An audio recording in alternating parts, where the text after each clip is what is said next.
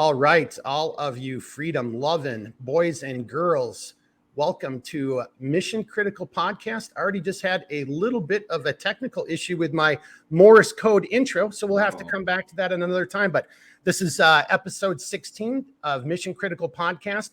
If you're watching this video or listening to it on Spotify, remember, you are part of the resistance. You really are, and we mean that seriously. As you can see in front of us, we've got a huge, just an awesome panel of intellectual powerhouses here who are going to help us better flesh out tonight's subject. And tonight's subject, as you saw by the title, I don't know if I want to call it coincidence or unconventional warfare, but we're just going to ask some questions. And again, I selfishly have been meaning to get to this in the last couple podcasts, because as I continue to look at what's taking place around us in the physical realm, right? There's other areas, and that's why we have our guests here tonight, where there's people who have way more experience, much more modern and updated experience than I do. But I've been looking at things over the last, year to not quite 2 years, and I just keep seeing this flavor, these dots. You hear me talk about it, connecting the dots, and this picture just keeps coming up, and this picture always seems to have this unconventional warfare, covert action type of feel to it. I'm just going to throw it out there right now. Maybe I'm a little biased, right? Because that's my background as a ground branch officer. This is, the history, the OSS, and what we were really designed to do, not doing direct action, and overseas. That's the military's job. We do different types of operations. And by way of intro to our guests and to get this going, I'm going to probably start on something where I'm just going to give a quick background. Because right now, you might be saying, Mark, what the hell are you talking about? The answer is, I'm going to ask you this, and this is how we're going to start the podcast tonight. And our guests are going to jump in, and when they jump in, they'll introduce themselves and share whatever background they want with you at that time. But if you look at the last couple of years, and if you look at the number of industrial accidents, train derailments, how many chicken factories, I don't know, do chicken factories blow up every other month? Forest fires in Canada, all going off simultaneously, Nord Stream pipeline. And then what most people probably don't know, because it was never in the news for anything worth even the consideration it should have been given, 60,000 pounds, that's 30 tons of ammonium nitrate disappeared off of a train. And if you don't know what ammonium nitrate is, yes, it can be used in the manufacturing of explosives. Think Timothy McVeigh, Oklahoma City bombing. But ammonium nitrate, so ammonium nitrate, mixed, that's how you get AMPHO. But ammonium nitrate by itself is an accelerant. And if you looked at all the fires in Canada, I don't know. And then if you look at all these other explosions and these fires, and now the ammonium nitrate was stolen after a lot of this has happened. But the argument I'm kind of making and presenting to you, the viewer here tonight, is when I take a step back and I look at all these industrial accidents, I look at all these, other types of events, Nord Stream, the dam, if we're going to, bring Ukraine and Europe into the play as well.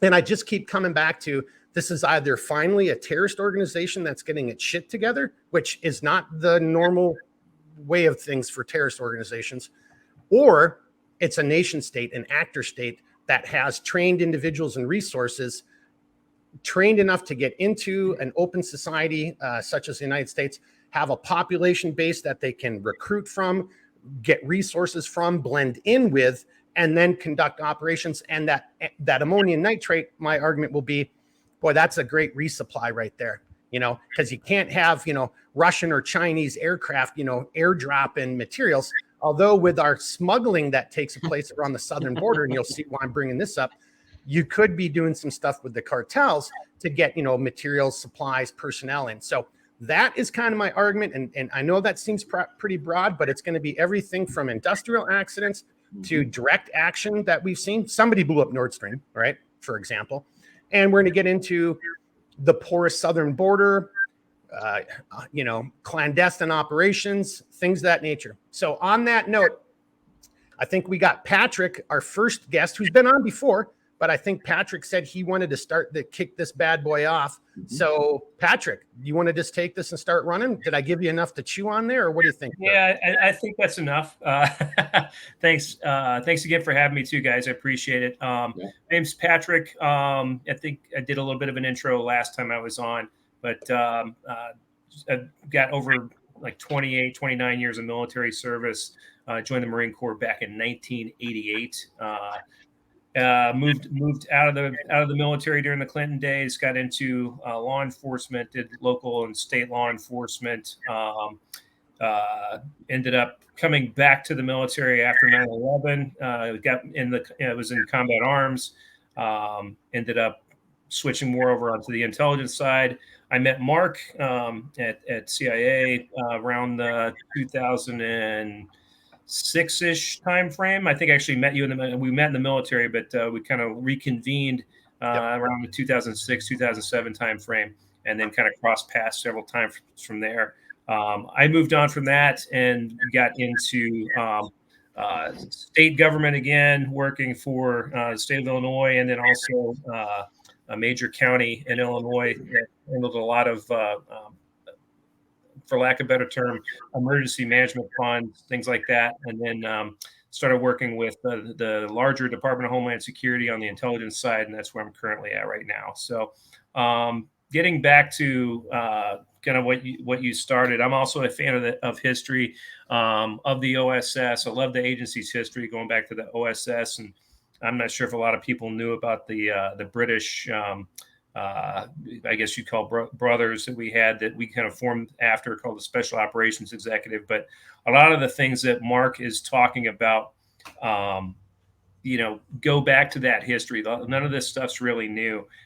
Unconventional warfare, sabotage, and things like that for a strategic goal is something that was happening way back then for the survival of Britain, and then when we got involved to liberate France, and then continue on the war. What we're seeing now, Mark mentioned, the fires, the missing, chemicals, everything else that goes along with it. You have to look at probability of something occurring, right? So one time off, it's like, okay, hey, maybe that was some kind of a one-off. But when you start seeing it on a more regular basis, you have to say, okay, is this by design? And what impact does this have? What is this shutdown? Is this an economic thing? Is it a bio and economic thing? I think we're probably going to talk some more about that. But a lot of the things to do with the southern border, I work, again, I'm an intel officer for Homeland Security, that we see coming across. There's a lot of stuff coming across, folks. So, understanding that, hey, you're your own first line of defense, and learning how to protect yourself and your family and your community is something that we all need to take seriously. But anything else that we want to, do you want me to address anything that you teed up there, Mark? I know I just kind of threw things out in a broad spectrum, but I like how you just kind of condensed this and then started, pushing in a certain direction. And with everyone else's permission, I actually want to turn that over to Paul, because you just kind of narrowed that down into an area that I think Paul and his background can add a little bit more to. You've got to look out for yourself. You've got to take care of yourself. Well, a lot of that starts right here in this realm that we're using to communicate with everybody. Paul, you good on that? Yeah. So okay. My name is Paul. I have 30 years in the technology field. 25 are specialized in information security, primarily in the corporate world. I also teach part-time in the evenings. I've been teaching since 1995, anything from networking to security courses, security especially, since 9/11. I was actually teaching a class, and 5 of my students were in the Army, and they loved messing with me. They installed some kind of a control tool on my computer as I was teaching. They were popping the CD-ROM drive out. This back 2001, and we had a blast there. Except I happened to be teaching the day of 9/11 with them, and they had to leave, so they left that class. We didn't finish the class, but prior to that, it was a good interaction. Me from the corporate world, and they had a blast. They taught me stuff too, right? So, as far as the unconventional. All cyber attacks at this point, I believe, are unconventional.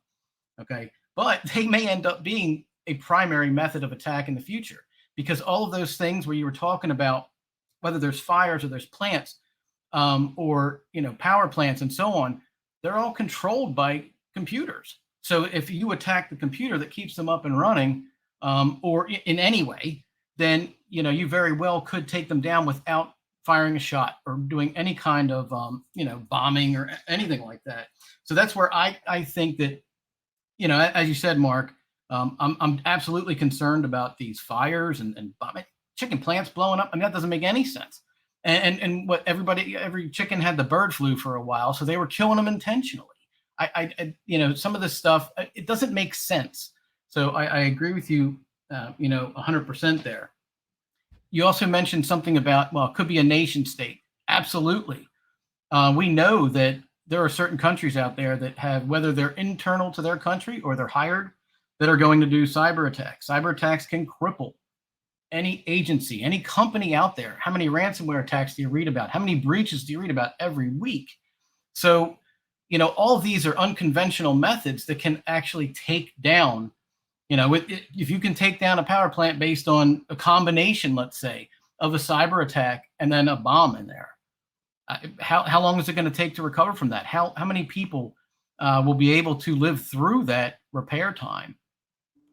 Well, and I'm glad you just brought that up, because, and I think all of us, writ large, whether, individually, together, or, maybe, well, not tonight, we haven't brought this up, but I know we've all thought this, if you were that evil genius, if you were that evil nation state actor, you wouldn't just put all your eggs in one basket. I mean, this would be multifaceted. And I think that's what people have a hard time getting their heads around. I'm not just sitting here and saying that some terrorist organization or some nation state is targeting our poultry industry. I'm just saying that if you look at Carver, or Patrick brought this up last time, he was on and he talked about DIME, that, there's a multitude of acronyms, but what it really shows is that you're thinking about this in a very nuanced, multi-layered, multi-dimensional type of philosophy. For any of the geeks out there, think the whatever it was, 3-dimensional chess, from Star Trek. It's a completely different game. And so on your point right there, Paul, and I think one thing I wanted to bring it up, either back to you or back for the group, is, I think in today's day and age, for whatever reason, I mean, we're Americans, we're pretty horrible at this. We're still fighting Iraq and Afghanistan. That is not the next war, even though that what Russia and what's going on with Russia and Ukraine really makes me think about, well, what the hell am I watching? Because that's not combined arms warfare right there. There's something weird going on there. But so I almost want to put that out there as the outlier. Like, okay, that doesn't seem to be quite normal.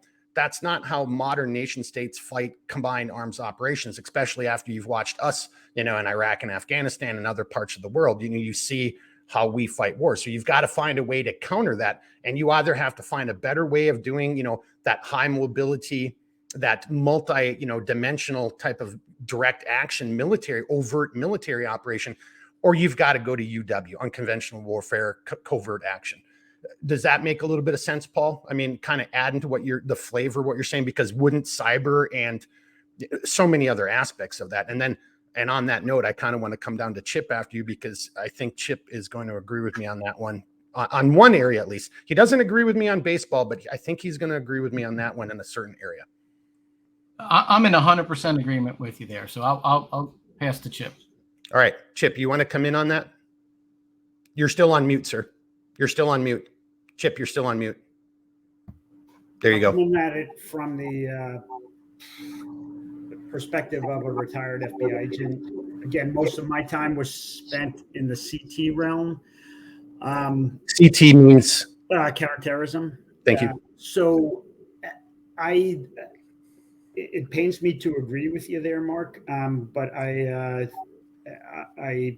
fully agree that, and I know that was it Paul that you had mentioned as potentially it could be an up and coming terrorist organization, or maybe it's farmed out to some somebody that has a a connection to nation state. I'm a believer it's nation state, and even if you know, coming down to you know, a chicken farm blowing up or something like that, they're just looking for soft targets. That way they can, you know, run through their tests and still have some effect on the general population. So yeah, unfortunately, I think we are dealing with we're dealing with some very bad people, but in my mind, it's nation state.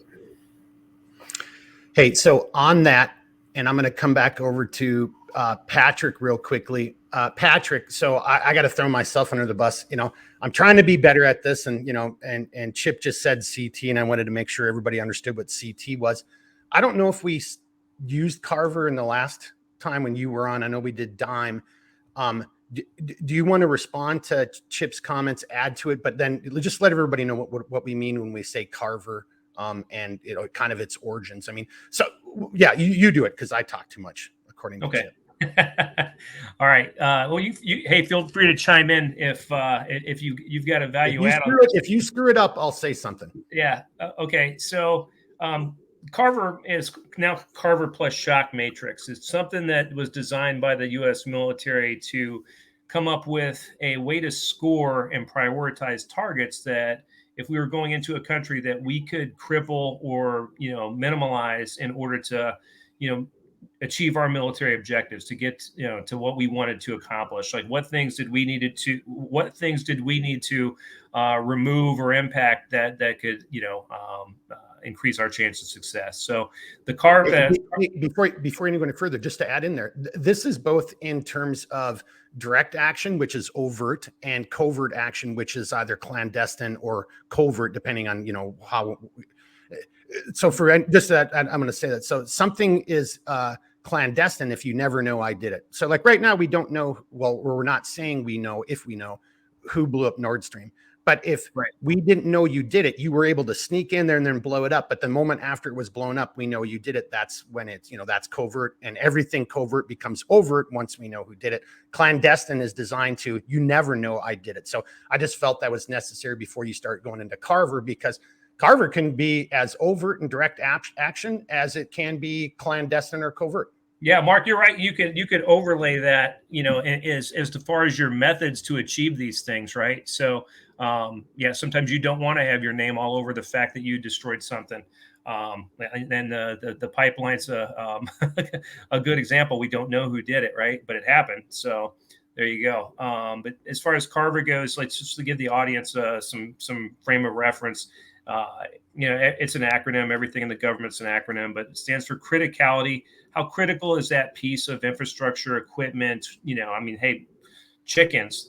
We talked about rail lines last time. All these different things. How critical is that to that society, that group of people?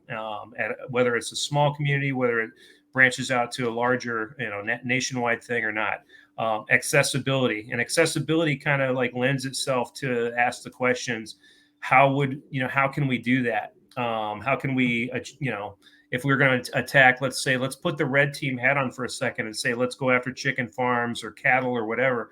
How can we access that stuff without having our name all over it, right? And that kind of like lends into different, you know, outside the box, non-traditional forms of warfare, like biological warfare, you know, things like that, working with, you know, people on the inside. There's the espionage angle, all the different things that come with accessing a target, right? Recognizability, when that pipeline, you know, blew up, I think everybody knew that one pretty quick. So it's recognizable instantly. If you're using more clandestine methods, you probably don't want it recognizable immediately, because you want to, you know, remove either yourself or whoever committed the act to damage that, you know, so you don't want the impact to be immediate. You want it to take place over time. Let's see. I'm reading some notes here. Yeah. So accessibility. One of the things to think about too, I mean, I know we've talked about the chickens. So think about like what our farmers do, right? All the crops and everything that we have. That's a massive target. I mean, if what feeds Uh-oh. America would definitely be a target if we were red teaming. If we were doing the same thing to China. Patrick, you still there, or do we lose you? Our accessibility to Patrick was just limited. Okay, you're frozen big time there, buddy. Now you're back. Paying attention. Yeah. Well, hey, yeah. So okay, now you're back. Now you're back. That was pretty freaking funny. But so we were basically talking accessibility, and I'm sorry, my brain was already getting ready to jump in, thinking you were frozen. But accessibility, I mean, you can think of it in a wide variety of ways, but how accessible is the target? If it's a target that's super hardened and only 5 people have access to it and they're all on a list and they're all heavily armed, and an army couldn't get to it, well, that's not very accessible. But if it's something that anybody, Joe Schmo off the street could walk into, or you could gain access to it and no one would even know that you've gained access to it, that kind of goes into Paul's world. Then it's pretty accessible, right? So accessibility is fluid. It's both physical, it's electronic. So don't just think, singularities here and any of this stuff. It's pretty broad. And then, so we just did that. And then I think as you were breaking up, you were getting ready to go into vulnerabilities. Patrick, if you can pick up there. Sorry, I just had to get that out because my brain was already prepared to say it because you were frozen. And can I jump in real quick on one thing? And Paul, it probably it's going to go down your lane, but I had the pleasure, this is probably last year or something, sitting in on a brief from NYPD, and now there's absolutely no love lost between FBI New York and NYPD, but they do a phenomenal job with infrastructure protection through the use of cyber. And I'm a knuckle dragger, and the things that they were doing in order to protect, the greater New York City area, primarily through countering cyber attacks, was phenomenal. And so I should have said it earlier, Paul, when you had the mic, but when it came to accessibility, it was another opportune time to chime in. But I will go back to you, Patrick. No, hey, yeah, that's great, and thank you. Going back to accessibility, that's why cyber, I think, is so big nowadays, right? Somebody can sit in an office or in their home wearing shorts and flip-flops and screw with corporations and governments if they don't have sound networks that push back on penetration, or you can throw some phishing and whaling attempts out at people that just see a million emails a day. Maybe they'll click on something, right? So that's an easy one for them to do. But and also, I think it's why cyber is so huge. Recognizability. So it's kind of fun to talk about this. Hey, Mark, you're muted. Hey, I got too many things going on. Thank you for keeping me honest. So that's why I went to the backup. I was trying to do something and I went to my arm and hand signals. Hey, before you go into recognizability, Patrick, do you want to make a comment on that? I think actually I'm seeing a way to do this, Patrick, is let's go through each of these sections and let's give everybody a chance to chime in, because I think there's a lot as we talk about this that Paul's got to add, Chip's got to add, and Redbeard just sent me a message saying so I think to kind of manage that a little better. And why don't we just take the next 10 minutes and we'll finish Carver, but let everybody chime in where they before we go into recognizability. Let's hear Paul talk, and then Redbeard, and then go. We'll do them one step at a time. Does that make sense? Yep. I think okay. All right. So Paul, to you on accessibility. Mike, Paul. Okay. There you go. So in cybersecurity, we have what's called the CIA triad. It's not the same as your CIA. It's confidentiality, integrity, and availability. So it does kind of fall into accessibility, but we use the term availability, and you may hear it change around in that sense there. The key thing is to make sure that you keep everything confidential that needs to be private, that's yourself, some is public. It all falls into the same categories. We do have some crossover with government terminology and corporate terminology. Accessibility, though, is key.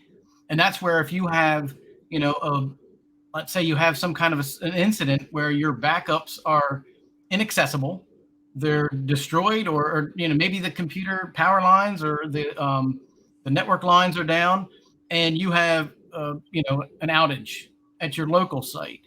So how do you get back to that, right? So accessibility is crucial, and obviously confidentiality is, and then integrity. How can we guarantee that this data hasn't been modified? So that's kind of where cyber falls into what you're talking about with Carver, as far as what I was thinking when I was listening to it. Well, I actually like how you just said that, because it made me just think of something that I don't think I've traditionally thought of whenever I've applied Carver. And by the way, for everyone watching, if you're already picking up what we're putting down, we're about to just, do an audible, and we're going to talk about Carver a little bit. Once you understand this acronym, it applies to a host of other things. Like you could use Carver to figure out if you should buy that pair of boots or this pair of boots, or, some of my gear or somebody else's gear. I mean, Carver is a really very useful tool. It isn't just designed to blow up bridges and airports and in some other, enemy occupied territory. But because I like what you just said, Paul, like accessibility, it's the whole spectrum. I just had to go to the hospital yesterday for a follow-up appointment. That's neither here nor there, but their process of checking you in is they're checking you in and screening you in front of a whole bunch of other people, and you're giving out personal data. So I saw you nod right there. Yeah. So right then and there, that's a weak point, a point of vulnerability where you would have access to just enough personal data to start that whole ball rolling. Like, I know their name, I know their phone number, and I heard them say an address. There's enough data right there to start things going, in the proper direction. So thank you for saying that. That just made me think of that. Does anybody have anything to add to accessibility? Otherwise, we're going to go over to Patrick for recognizability, which is the R in Carver. No, Paul, you're still on. Still muted. There you go. Sorry. So I want one thing real quick. And when you just take any example of when you go to a hospital, right? And you go in, they just want your ID to let you in. You don't have to have an appointment. You can sit there in the waiting room and listen and grab all that information. That's all I wanted to add to that. And thank you, because that's exactly how my brain sees it every time I walk into that registration counter. I'm like, that guy sitting back there could have been sitting back there for an hour. I don't know how good the hospital security is. They're like, but people sit around in hospitals for hours at a time, right? So that's probably not that uncommon from their perspective. They probably don't get very alerted by that. That's, in other words, that's non-alerting activity. And you could be mining a whole lot of personal data at that point. I see Patrick smiling. All right, Patrick, you're muted. Why don't we bring it back over to you? Anybody to add, Redbeard? Yeah, I'll add something after Patrick. Right. Okay, cool. That's a big thing. And all these things can definitely touch in the cyber realm, right? But they can also touch in some of the other stuff we'll talk about with DIME, as far as different forms of warfare and the methods used in that, right? But cyber kind of covers all of that. And coming from our former worlds, or my still kind of somewhat world, cyber's definitely got a role. Anyway, so going into recognizability. How recognizable is the damage to the target? Is it immediate? When the planes flew into the World Trade Center buildings, 9/11, that was immediately recognizable. Everybody knew it, and it was done that way for a point. But if let's say on the cyber side, some malware has been introduced to a system, maybe you don't know that for a while until somebody starts noticing and actually reports, "Hey, I got some issues with my system." That recognizability piece is big. Old school World War II kind of a thing. Hey, OSS, SOE going behind. They're trying to cripple the Nazis. supply chains. And if they had to take down a bridge, maybe they don't want to know if you've got like some partisans that are working with us, they don't want to do that immediately because they're probably going to be captured really quick. But if they can, put some low grade explosives, maybe some chemicals on the trusses of the bridge and create some small cracks, maybe no one even hears it. And then, 3-4 days later, the thing goes down. It just looks like a naturally failing piece of infrastructure and nobody's name's attached to it, right? So recognizability, this is all by design. If it's by happenstance, well, you're kind of an amateur, but people plan this stuff out for a reason, and this is one of the matrices they use to go after this stuff. I just got to throw this in there because you just made me smile. So it's not a great movie, but it's I think it's Force 10 from Navarone, and they blow up the dam, and it's exactly, he just did just enough explosives to then let nature and everything do its course, right? So, was it really perceived? I mean, I think, they would have known it was sabotage, but that just really goes to your point. I think that's a great example. But I also just wanted to throw in, don't forget, you're introducing forces, special operations type of forces into a host country, or you're trying to train individuals, indigenous to that country to conduct these operations. The other side of that coin on recognizability is you also have to be able to recognize the target.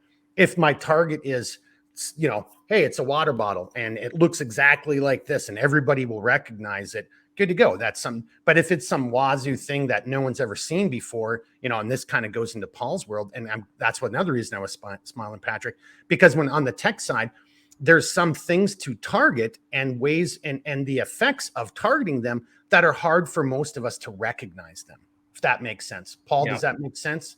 Or am I just being a knucklehead here? No, it makes sense. And Patrick agrees, I can tell. So yeah, it makes sense. Well, hey, I just realized 2 of these things aren't like the others. Sorry, there's recognizability as well. Nice. Yeah. Nice. And then we've got bright, shiny faces over here. So, all right. Redbeard, is this where you wanted to chime in, or do you want to wait a second? Yeah, actually, I can kind of do like a bridge between accessibility and recognizability. Okay. That I think would evoke some decent responses from each person.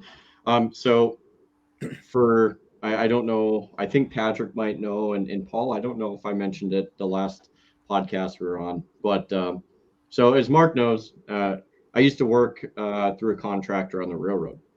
And the reason I bring up the railroad so often is because I feel like when you work in industry, I feel like you start to realize like where some of the faults and the failures are within an industry, even if you're just a hammer swinger like me. And one thing I will say is it is remarkable, for as much as like the railroad industry emphasizes like, hey, see something, say something, or always like lock your trucks with your laptops in it and so on and so forth. But like what they don't understand is like a lot of these rail yards are, all you have to do is just drive down one of the roads and it's like, oh, like totally, it was a mistake, I'm just going to turn around real quick or whatever, because even though it says it's posted railroad, like it does happen. Like there's a number of times to where I've been working and you see somebody drive down a road and they're legitimately lost. But at the same time, it's like, it's also, I think with how people react to it, they're like, oh, okay, but it's like, how do you know? Like, I mean, you're talking about some infrastructure and then they say like, oh yeah, like you're not supposed to be there, but it's very easy for some random person to just drive down there. And so that being said, there's another area too, to where most people don't realize, but there's a lot of automated locomotives. Usually these go into like loadout areas in mines and stuff like that. And they're on a network, and Paul, this might be something you can chime in on as well, and perhaps the others, but anytime that there's a network that takes something and it pushes it through, there's always going to be to some degree like some level of access to that, right? So or at least that's how I would understand it. But it's like, okay, so if you really wanted to disrupt something, you could really disrupt it when you have a train that's going through a taconite loadout and something catastrophic happens because it's on an automatic system. another thing is, I also evaluate something like this from my background as well, is think about front companies and people who supply stuff to the railroad. China buys up tons of stuff all the time, and you could have these tiny companies or these bigger companies as the front selling whatever. And when you look at rail, for instance, they could be selling just shitty rail. And in the end of the day, like they could be selling shitty rail because they're like, hey, like this is going to degrade way faster. They're not going to be able to keep up the maintenance. They're going to put more trains on the ground than they can possibly keep up with. And as I'd mentioned before, in discussions with a buddy of mine that I used to work with, like the amount of fixes that don't occur because somebody on the top is like, no, we're going to overlook this, or just the general level of derailments has gone way up. And I've been out of the railroad for, I don't know, like maybe 2 years now, not even quite 2 years, but there's a lot of stuff that just, it seems sketchy. And I feel like there's a lot of doorways that are open to a lot of that stuff. So, well, just kind of interject before anyone else chimes in, because I mean, like that was a great point, and I don't want to take us down that road. But when it goes to accessibility, and I do want to bring this back over to Chip though on this level, is, oh my God, I mean, just your conversation. I mean, like I don't think people understand just how tiered or nuanced this is. You either have direct access, or you could have indirect access, or you could have secondhand, third hand. I mean, like, but at the end of the day, once you get your foot in that door, your foot's in that door. And in our society, which I love and I'm proud of, and but unfortunately we just have to be vigilant, and diligent, and do our due diligence, and when something makes us scratch our head, or it makes our spidey senses go off, so kind of coming to Patrick, DHS did a really shitty job back in the day with their whole, like, if you see something, report it, and they did a weird color coding thing that just made everybody more confused. But unfortunately, if we want to stay a free society, we do need to have that, where, to your point, Jeremy, hey, you're not supposed to be on this road. I'm going to get your name, I'm going to take a picture. You don't have to tell me, I've got no authority to ask, demand ID, but I'm taking a picture of your vehicle and your license plate, and I'm going to forward it over to Chip or to Paul, and their colleagues, because that actually could be, chances are it was just a random person who got lost, or they were looking to go in the woods and, do a little hanky panky, or drink some beer, or smoke some, whatever they were going to do. But that 1% time, you've got to be, so for freedom, you've got to be vigilant all the time. Well, I was just going to say, it's amazing how many,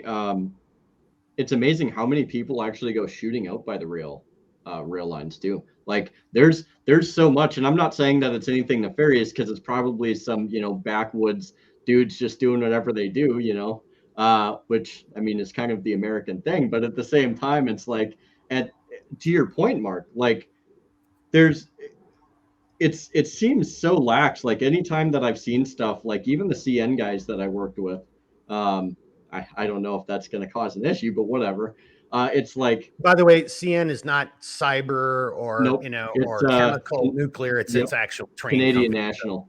And it's interesting because it still seems lax, like to where my brain is like, okay, like, dude, this person's been sitting here for a hot minute. Like what's going on? But nobody thinks about it. And to me, it's like, it's like, okay, like more than often it could be nothing, but at the same time, it's like, dude, I don't know. Like that soccer mom van has been sitting there a long freaking time, and I have not seen a mom or kids come out of that van, or a dad coming to pick up the kids. So it's okay. So on that note, and Patrick, we're kind of, well, just this is how the podcast goes. We're on a good little subject here, and I kind of want to come back over to Chip before we get too far away from this, because I think the issues that Redbeard just brought up, I think Chip, from his time in the Butte, in his whole CT counter-terrorist, perspective, and just his, again, not going into details, not going into sources and methods, but just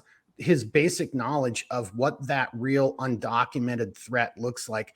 because that goes into accessibility, and that's kind of what Jeremy and I'm sorry, I sidelined this and took us in a slightly different direction. But I think, Chip, you've got some very real world experiences.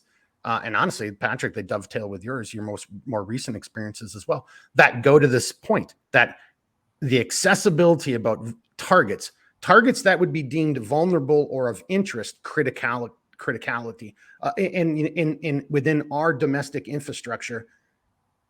Chip, see where I'm kind of going with this? Do you want to talk about how easy it would be for a nation state to be able to infiltrate and access and be able to, even if it's second or third order effects removed, be able to somehow either collect information or gather resources or potentially, inflict damage? Does that make sense? Sure. Okay.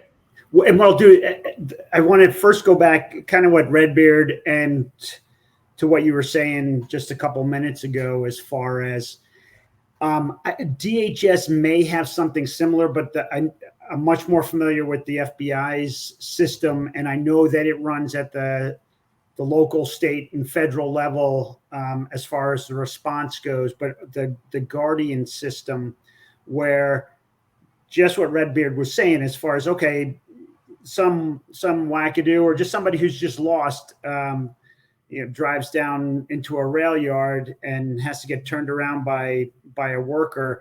If they were to snap a picture of, something like a license plate, and then just submit it online to basically the tips line. I'd have to actually just Google to see who it actually goes to. But that's how something like that would get addressed. It would either the locals would take it, state troopers could respond, or it would go to the local FBI office, and the local FBI office would be required to respond to something like that.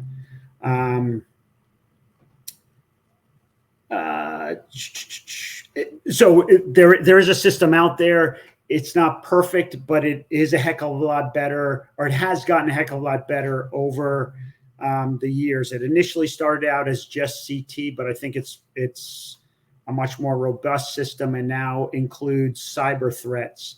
And I think that's under some other acronym, but you can submit cyber threats. One thing the FBI does pretty good is this on the infrastructure side, has relationships with the power companies, the rail companies, the whatever you can think of who make up infrastructure around the country. And each field office is going to have what we would call an InfraGuard representative, and that person would be the one tasked to make sure that there is liaison with the various companies or organizations or agencies that make up our national infrastructure, so that in a perfect world, relationships are already built before something bad happens. So if something bad happens, you know exactly who to go to address it.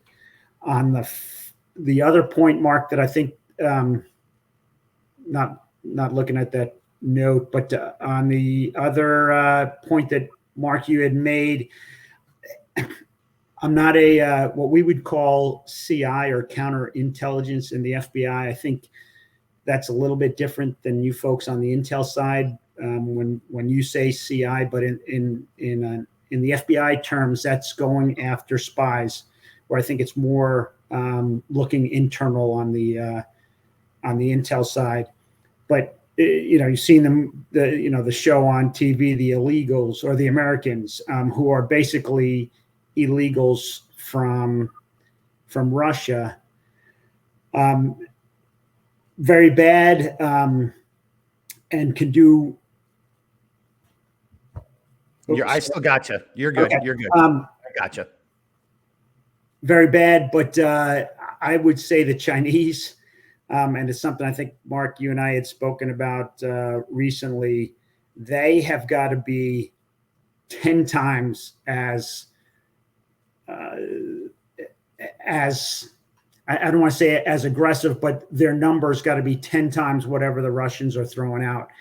And with the porous border that we have now, there was something on the news the other day that I think there were encounters over the last 2 or 3 years, maybe 2001, I think there were 500, and this is just trying to recollect, maybe 500 encounters of Chinese coming across the southern border.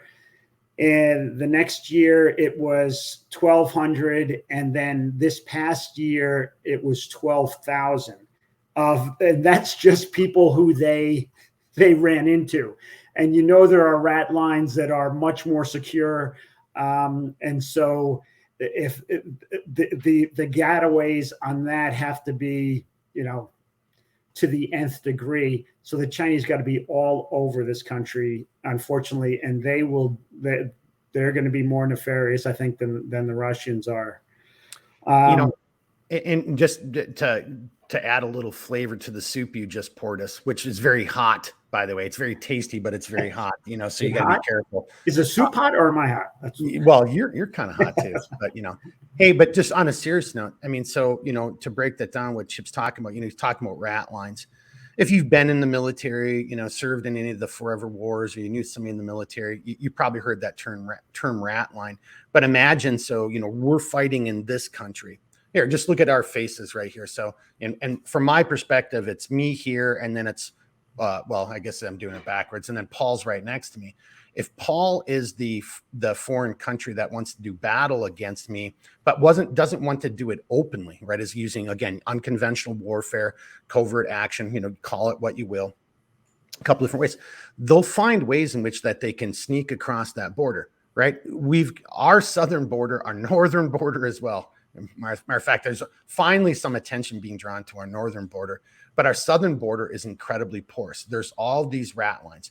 So go watch the first Sicario, and it's a great scene where he's talking to a bunch of smugglers. So there's a bunch of people crossed illegally. He goes through his whole process, battlefield interrogation, tactical questioning, and then he keeps a bunch of them. They're in a hotel room, and then he's got them all talking. That's source operations, right? Kind of what Chip's talking about, and what I'm going to turn this over to Patrick too. There's a great documentary, and I need to find it, and if I can find it, I'll put the link down below. It's a guy who went down south. So a rat line can be just something like, this is the standard crossing point, or it can be really intricate and detailed and more, clandestine in nature or covert in nature. And so, Chip, there's this guy who did this documentary about all of these illegals coming across, these Chinese military age males, and how no one messes with the Chinese females on this rat line. No one, and it's way more expensive and it's way more complicated. And so, in other words, that shows intent, right? And I'm kind of going into that law enforcement side.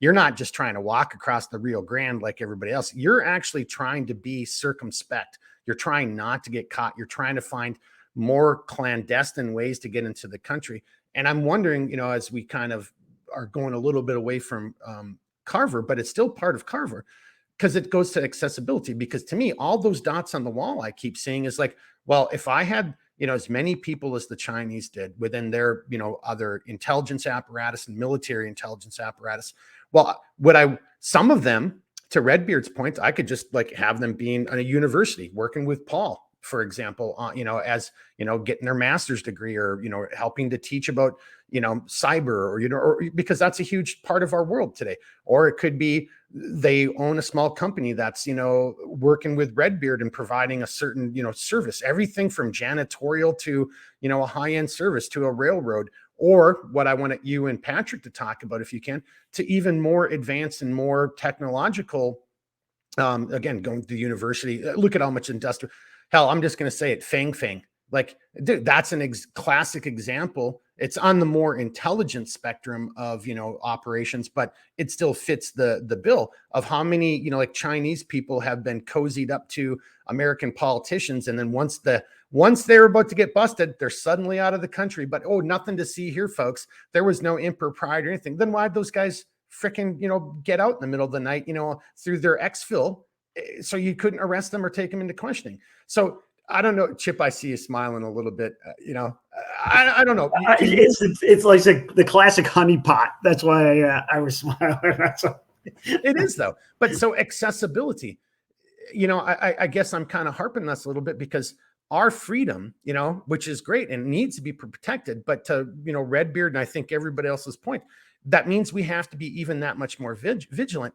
But I'm also trying to use it as an opportunity just to try to communicate to whoever is watching this just how easy this is and just how accessible we are and how much we may have been, and I know somebody's already make a little sex joke, but just how deep the penetrations probably go from everything down to that janitor. And I know Patrick can talk about this. That janitor could just be reporting on shit because he's a Chinese national and he has to do it, all the way to Chip, on your end. Hey, we're actually looking for, Chinese nationals who are actually conducting espionage. And then to Paul's point, you don't even know if that guy's conducting, industrial espionage because he's on some type of university junket or working for some, big think tank, or he's working for, the CDC or something like that. I mean, this is happening left and right in our country. I don't think people have any idea just how porous and how accessible we have allowed ourselves to be without doing our due diligence. And I'm sorry, that's my rant right there, but that's one of the big dots on the wall that I'm seeing. Chip, Patrick, and I know Paul, I see Redbeard clenching his fists. I don't know what that's all about. I think everybody's got something to say on this one. Who wants to chime in? Whoever wants to chime in, go ahead and do it. Paul's got his hand up first. All right, Paul, take your mic or unmute your mic. And I remember to take my mic off, but thanks. So one thing that I was thinking of when you were talking about this is, as far as attacks go, cyber-wise, we still use geo blocks, so we can block certain countries and so on. But with the, influx of VPNs all over the place, we already know that the majority of attacks occur, they initiate from within the United States. So that's difficult to secure against. But we can block certain countries that are through GeoBlock. The problem is they have VPNs too, and then they could show up as if they're coming in from the United States. So how do we defend against that? We need more advanced tools, and then there are companies that provide that for you, and you may have to spend the extra money on that. One other quick thing is one of the things that I do, and I want to make it clear, I'm training students. We want to train the young minds on how to understand what's going on here. What are the security risks? How to understand hacking and that kind of stuff, so that you can hopefully be on the good side and identify and prevent. However, we never know. There's always going to be a bad apple there that could take that knowledge. And I truly believe that most of those that are bad apples are not going to take a class with me. I really believe that. I really don't think that's ever happened. It could, though. But so it's a risk there too. And again, Mark, you mentioned it before. Risk assessments are key throughout the whole process. All right. Patrick or Chip, who wants to chime in next? Oh, I got a note from Patrick. Oh, yeah. Well, hey, let's give Chip a chance. Okay. And then if not, then that's yours, Patrick. Hey, by the way, boys and girls, we're kind of also practicing. You can see there's a lot of us here, so we're trying to control it.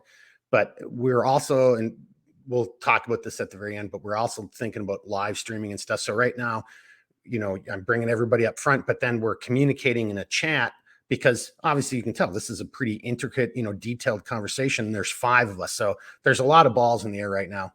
That's what she said. All right, Patrick. But let's give Chip first response, because Patrick, I think what you just typed in, and that can then maybe get us away from accessibility and go into recoverability. Chip, do you have something to add to that whole accessibility and the illegals and that program and just how fucked we are? Yeah, that's why when I kept hearing the word accessible, it's not accessibility. It's true vulnerability, and that's a self-inflicted wound, unfortunately for us.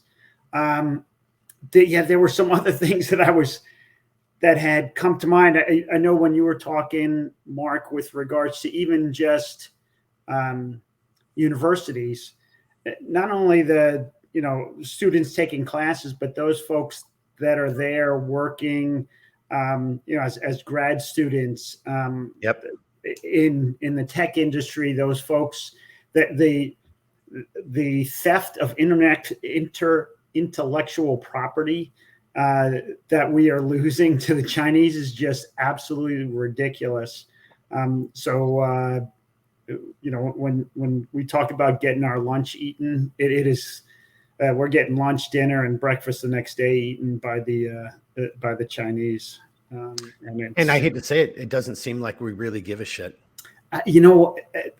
Well, not the people in power don't seem to.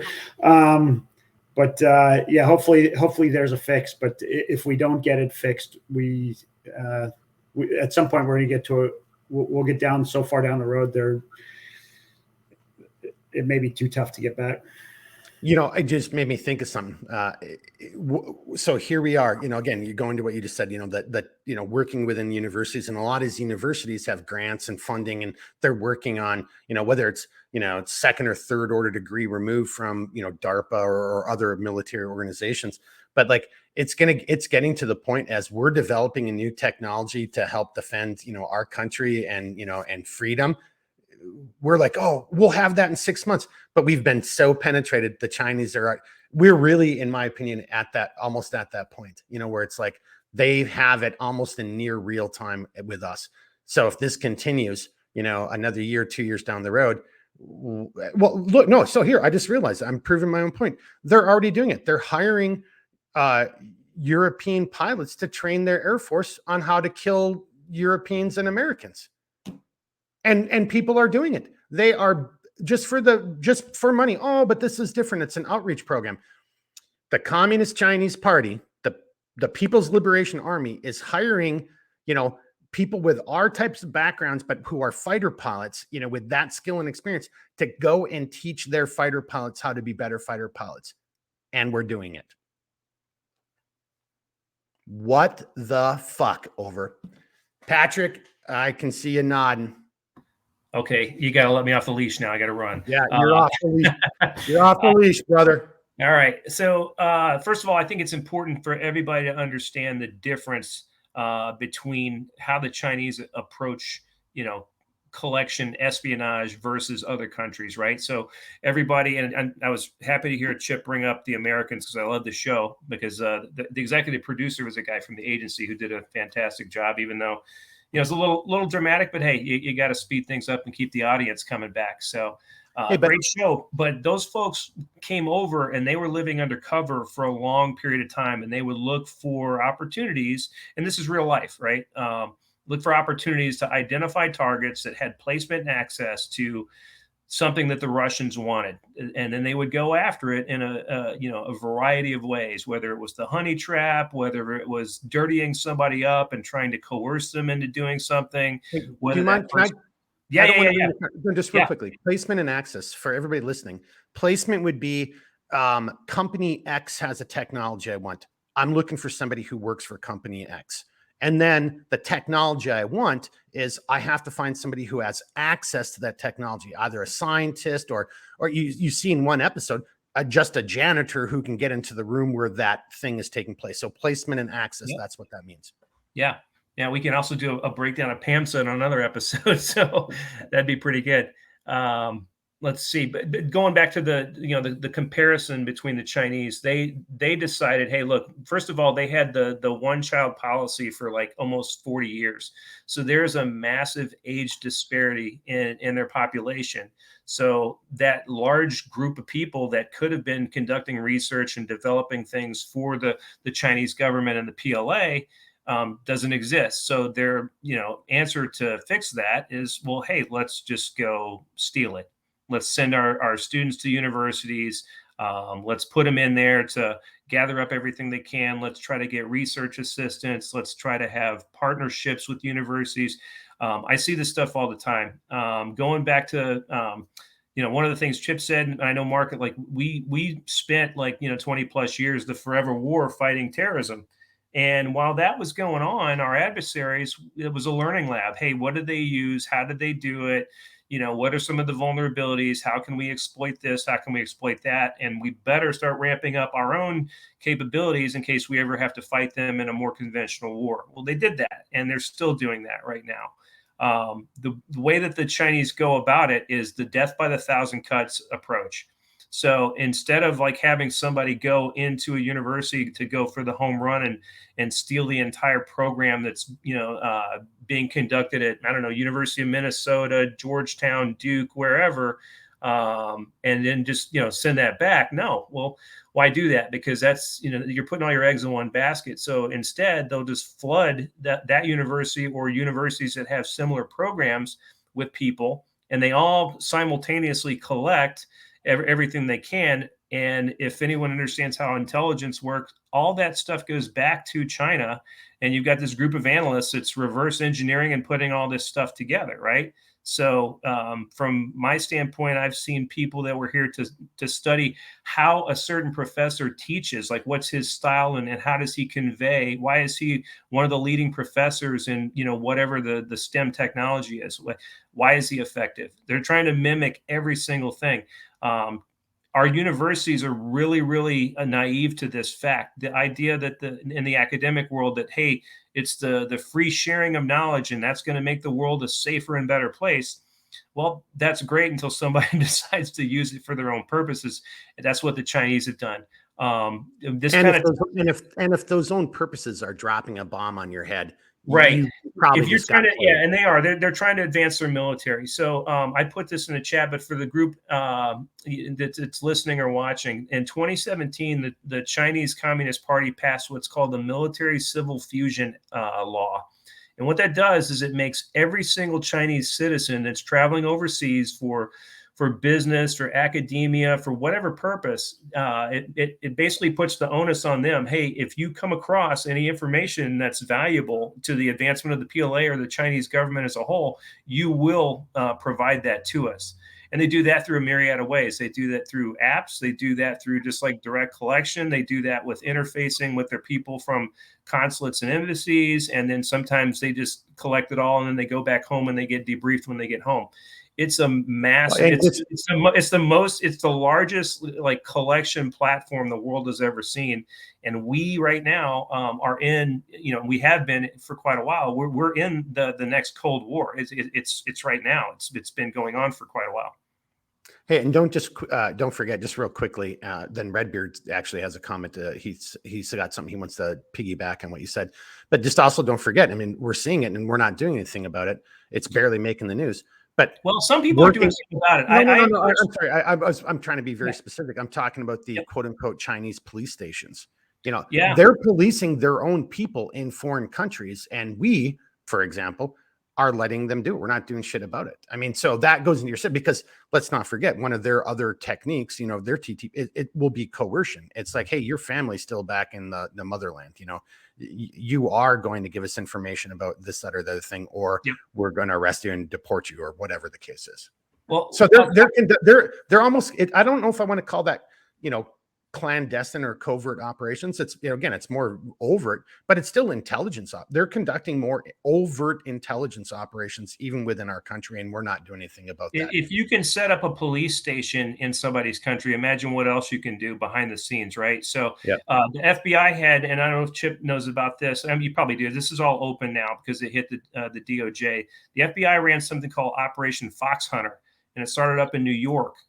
They started getting word that, hey, there's certain people that are like targeting and intimidating and basically strong arming Chinese nationals who were kind of dissidents that would speak out against the party.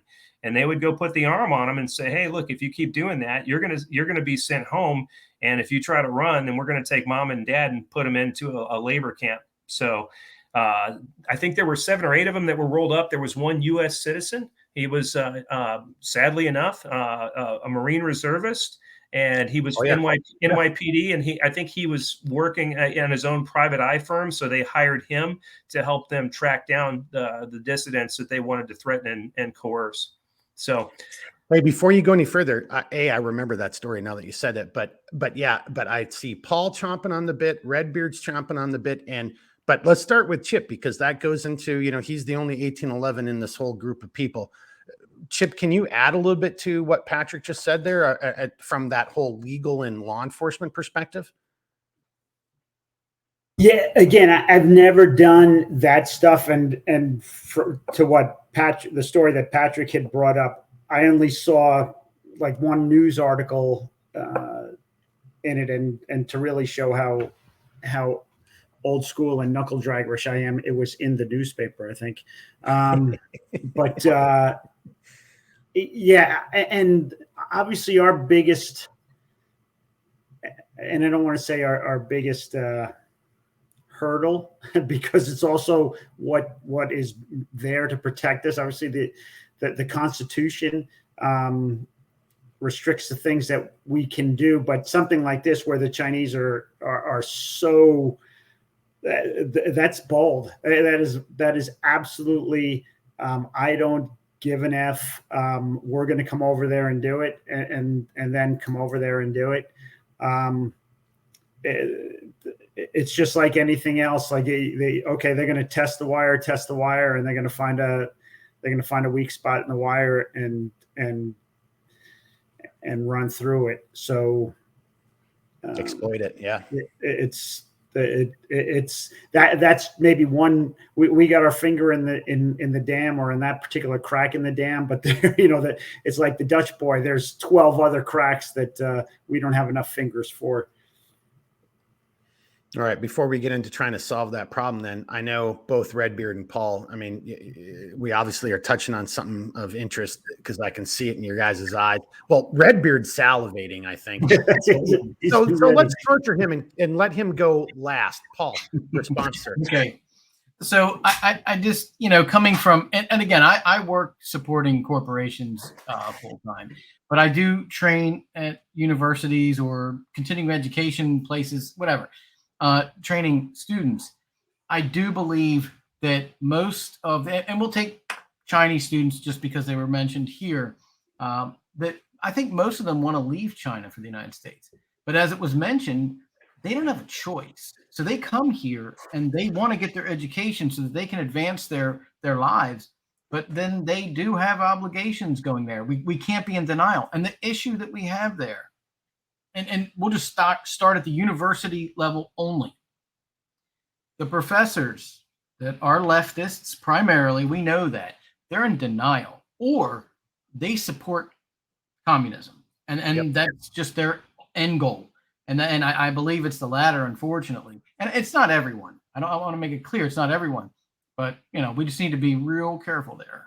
I'm so glad you brought that up, Paul, and thank you, because it seems like a smaller, minor little, tributary to go down in this conversation, but I think you just nailed it. If you just look at, and I think actually Redbeard maybe might chime in, or others might, or if you watching this video, you'll know what Paul's kind of alluding to. Our universities have been a target. This goes, again, it's not even just the Chinese. This goes back into communism as a movement writ large. And Saul Alinsky and all this stuff. The educational system has been a target for a very long time. So Paul, to your point, whether they're useful idiots or they're witting or they're recruited, but there's clearly something going on there. And that is, how do you want to say it? I mean, that's a target rich environment, I think, for our adversaries, unfortunately. If I was running counter espionage, I would have to be inside the universities.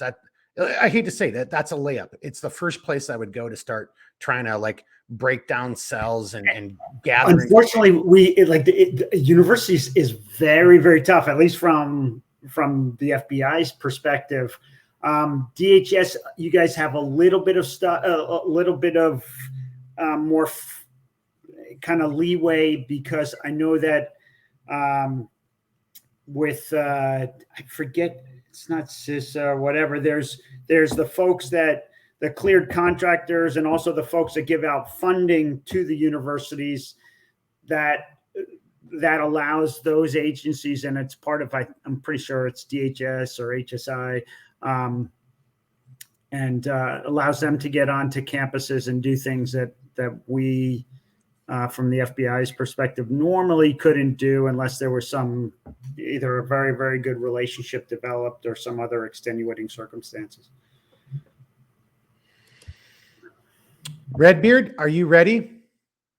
Should we release the Kraken? I feel like there's a lot of pent up energy. But hey, before you start, let me just say this.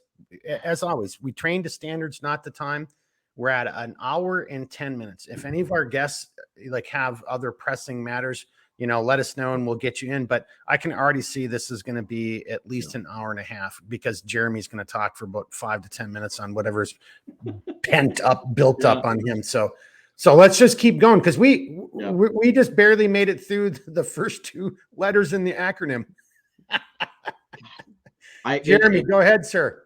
Yeah. This is, but the thing of it is, to be fair, Mark, I mean, there's a lot that goes into this, right? And it's right. And so it shouldn't be a surprise, realistically, that we've only gotten this far, and it shouldn't even be a negative thing. It's like there's a lot to unpack here, and so there's a couple points that, again, I'm actually really interested to hear what each person has to say. But I might tinfoil hat a little bit here too. But the first point is, the use of corporations as it pertains to, espionage fronts. And it's interesting you bring up universities because I feel like that factors into it. But I mean, even if you look at something, like the solar fields and stuff like that. And I'm sure everybody here remembers Harry Reid's dirty dealings with the Chinese out west as it pertains to the solar fields. And, and that whole thing started with like, oh, we have to protect the turtle. Harry, it had nothing to do with the turtle. You sold out American land to it was all developers. It was all about Mr. Reid making a shit ton of money. And it's like, at the same time, one can't help, at least I can't help but to think, it's like, okay, whether it's the Sulaks or a solar company, how many of those are fronts in order to, provide access to more of these individuals to easier justify, like, hey, I'm in this country to do business, so on and so forth. And to that point, and this is where it's actually going to be pretty brief, but and Mark, you and Patrick might specifically be able to talk to this, but how prevalent do you think that, and this might be old school Cold War, but has anybody put a lot of thought into the use of just like listening posts? Like, is that still a very pervasive thing? Is it something that is common, isn't common? Is it something that's even within the realm of, possibility? And Paul might even be able to speak to this as a, somebody in the tech field. Like, a listening post may have a different meaning today than it did back then, to where you're not just on the old analog frequency, but you're actually using other means. So I'm really interested to know, like, in terms of front companies and stuff like that, in the listening post side, what you guys have to say about that. So before we turn it over to everybody else, so there's ELINT, electronics intelligence, SIGINT, signals intelligence, COMET. There's so many different ways in which you can collect data in today's, so warfare is so multidimensional, right? And true practitioners of it, you either have to be able to beat me by being a caveman, so none of my high-speed things work against you, or you're going to have to try to come up to my level and be as aggressive and as much of a warrior as Mike Tyson is, right? On that level. So, but one last thing before I let everybody chime in, you know what I kind of really found interesting, what you were just kind of getting at there. It really is this multifaceted. I mean, so if you think, again, I made a stupid Star Trek reference earlier, 3-dimensional chest. And I'm sure Patrick, because I think I know a little bit of Patrick's mind, and I know he thinks this way, and I get the sense that everybody else does too. But you're, a good enemy, right? A worthwhile adversary. I don't know how to say this, like a squared away bad guy isn't going to just come at you like just throwing punches and haymakers.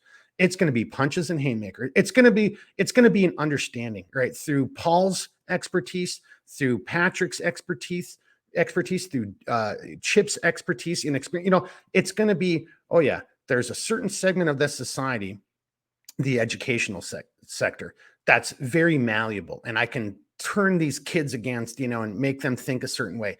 Then there's the educators themselves, and they feel this way, and I can get them to do these things. And then there's, and I, to Patrick or whoever just mentioned Harry Reid, or no, that was you, Redbeard. And then there's the greedy politicians. So if you think about this, they're playing chess on not just 3 dimensions, but like however many dimensions of warfare you want to conduct your operations on. It's all of these things being, but then that adversary is taking a step back and realizing I can have influence here, I can have influence here, I can have influence here. And by influence, I mean influence, look, if I steal your secrets, I can influence or shape the next phase of the battle or the next phase of the operation. So I thought that was really interesting because it made me just realize and kind of consider that. It's like, no, dude, we're being attacked on multiple fronts right now. And I don't think our politicians, and quite honestly, I don't think our current military leadership really gives a shit. And they're not even thinking about this. Everybody can say, oh, well, it's the leadership and it's not the rank and file. Well, the leadership comes from the rank and file. So if we've got shitty leaders, what is so there's something that's not going very well here. And there's some things we need to do some course corrections on, because we've got guys, graduating from West Point, opening up their jackets and showing off, Che Guevara t-shirts. So that's my diatribe right there. Mark, Patrick and Chip. Well, Redbeard, you get a response to that, but then let's turn it over to yeah. I just wanted to bring a little bit of levity, and perhaps Harry Reid was onto something when he did say it was the turtles, because what if the turtles were on the payroll for the Chinese? Can't rule anything out, boys. But no, hey, honestly, I'm going to change it away from you, but that's to my point. If I knew that I could actually introduce this subject as a wedge within your political discourse and your social discourse, something as simple as turtles. Yep. And if I had the ability to do it, why wouldn't I do it? I'm not going to just sit and throw punches at you. I'm going to do all kinds of things to keep you off balance, because an enemy that's off balance is an enemy that's more easily defeated. That's the same thing when it comes to hand-to-hand combat to any form of combat. So, well, for all we know, those turtles could. So that wasn't very funny. I actually thought that was. Now I'm actually reconsidering. Maybe he was on the payroll and he did that intentionally. Well, like I said, maybe the turtles were painted red with a gold star, and they just had maybe there are Chinese turtles and nobody even knew. Hey, turtle. Turtle warfare. It's called the Killback campaign. All right, let's bring this back on track. We're not going to get through Carver. So here's I want everybody else to still have some time to chat. And I've been talking a little bit too long here, as was pointed out by somebody else in this. You weren't wrong, Chip. Did I just see? You know what? That's just a guy who doesn't like the fact that the Twins, anyway, doesn't like baseball. So how about this, guys? We're at an hour and 15 minutes. How about we just go once around the circle? Patrick, we're going to end with you, though. Let's go Paul and Chip. Let's bring it over to Patrick. Patrick, you end it, and we're still on accessibility. Bring us into the R of Carver, and if that generates more commentary from Paul and from Chip, then let's finish off an R. Let's just agree to this right now. We're not going to get through all of Carver. This is going to be a 3-hour conversation if we do. So let's just split this out. And if you guys agree to this, I want to have all of you back again, and we'll finish off Carver. But let's just take it through. Let's finish off the A and into the R. Patrick, that means you'll be the last speaker, maybe, but you might be bringing up some stuff for Paul and Chip. Just give me a thumbs up, thumbs down. What do you guys think? I got 1 thumbs up. Chip, you're doing a little dance. Okay, Chip doesn't care. He's from New York. He doesn't give a shit. He's like, I got a shitty baseball team. Oh, no, he just typed in, I got 5 minutes. All right, then you go first. You're on solo? Yeah. I learned a lot just from you gentlemen, from the discussion points this evening, and absolutely the right time to probably cut it and then move on, as much as you don't want to split something like Carver up. That would have been way too much for this particular discussion. But I'll ask you folks, is there anything from me before I jump off that you wanted to ask that I can address prior to getting hopefully back together with you all at some point in the not too distant future? Do you recommend InfraGard? I have not participated. Yes. Yep. Yeah. And again, for if nothing else, just to potentially create some relationships. We used to joke in the office that it would go, the InfraGard coordinator would be the old person that's getting ready to retire and they're setting up their next job. Yeah. But it's a very good way to network. Well, and I actually think, we were joking about that, but Paul, I mean, to Chip's point, I actually agree with that. I mean, like, that networking stuff, it actually really does matter. And that actually can create that link or that bond that could save lives.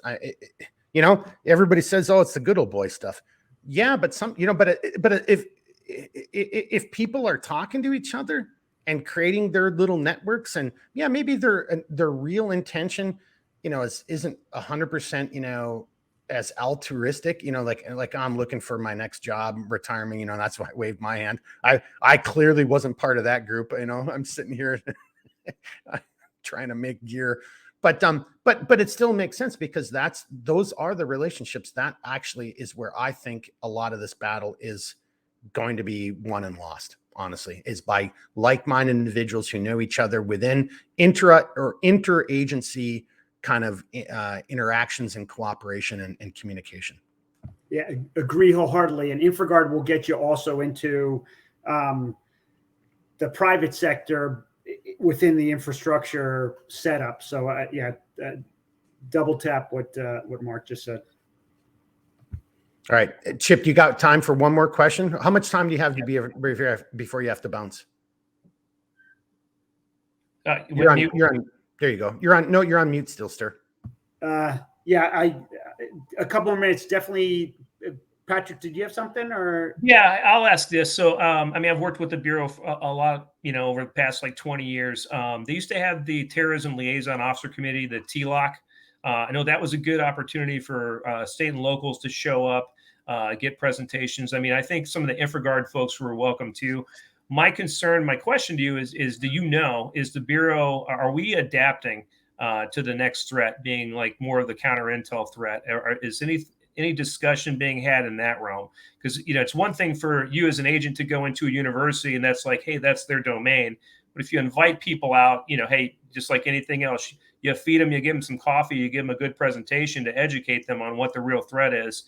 Do you foresee any of that? Great question. There's a lot of things that are happening in the BU these days that I am not a fan of. And I retired in 2019, so I've been away from the game a little bit. But some things that the BU does not do well, and I'm going to blame senior leadership on that. But as far as recognizing the current threat and pivoting off of CT to CI and cyber, I think the BU has recognized that and is definitely moving in the right direction. So it's not perfect, but I think they're very capable. And obviously they've been. I know DHS has some very good tools in order to assist in that. There's other USIC partners, the agency in particular, that have been very, very good partners in doing that. And in the more recent briefings that I've been into, it seems like progress is being made, and they are putting points on the board. And again, that's not just the BU, but the team within the USIC, including the FBI. That answer your question, Pat? Yeah, sure did. Thanks. Yeah, I appreciate that. I always looking for people that want to get in the fight and do something instead of saying, "Oh my God, we're overwhelmed." Yeah, no. I think it depends on the field office that you're looking at, but WFO is going to be forward leaning, or like your Washington field office. New York, very forward leaning. especially with some great U.S. attorneys' offices that will assist them in getting the cases prosecuted. Hey, can I just throw in one thing before you take off, Chip? You got a couple? You got like, because I what I'm about to say, I want you to be able to respond to as well. But do you have a couple seconds? So here's the deal for everybody watching. Look, the Bureau, the FBI is definitely, under the microscope right now. And, and I just said earlier in this podcast, everybody talks about, well, it's the management, it's not the personnel. Well, my response is, well, management was personnel. But I'm just saying this, like, the thing we all need to take a step back and realize, and it just happened right there in front of you, is that people are people. And before, I don't even know who it was, but before we actually even started this podcast, there was a question of, well, it was actually Redbeard and I.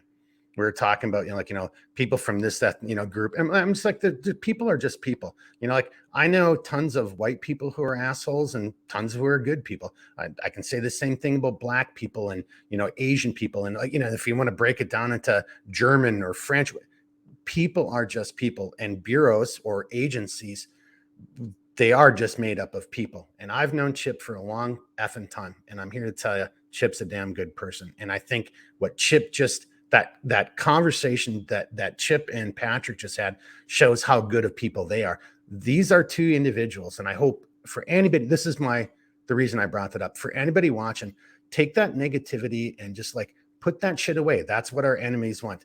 There are good people. Find the other good people and network with those other good people. And if that's who you are, and be somebody who's actually making a difference in it. Yeah, okay, you might be pushing like Sisyphus. You're pushing that rock up the hill, and it's morally, debilitating. It really affects your morale, but still be that guy, because that's what makes you that guy. And these people here tonight, they are those guys. So thank you, Chip. I just wanted to say that for the record. No, and I appreciate it. The only thing I will say to you, I know you mentioned that leadership in the military. They're coming up from junior leadership.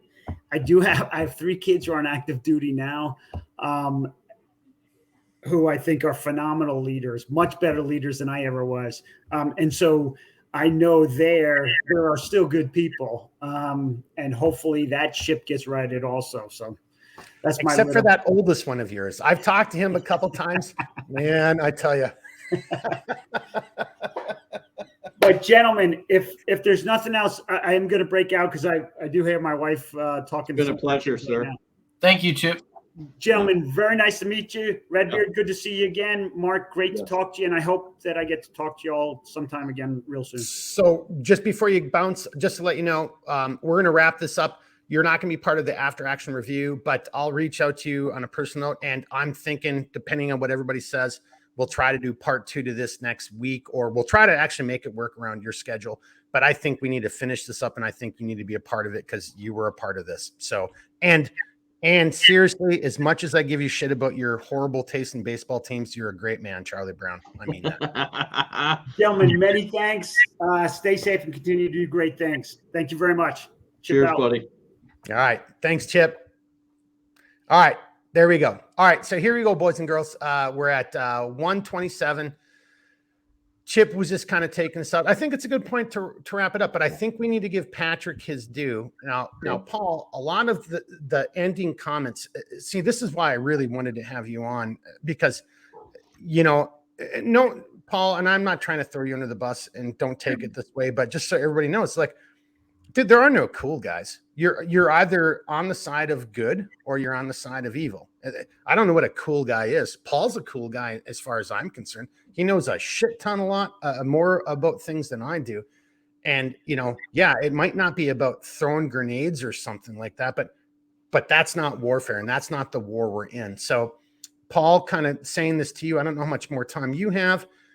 Patrick, I know Redbeard and I could sit and talk forever, so I don't want to involve him. But so you and Patrick, but I think you guys kind of look at each other and decide. I think we like we just said, let's finish.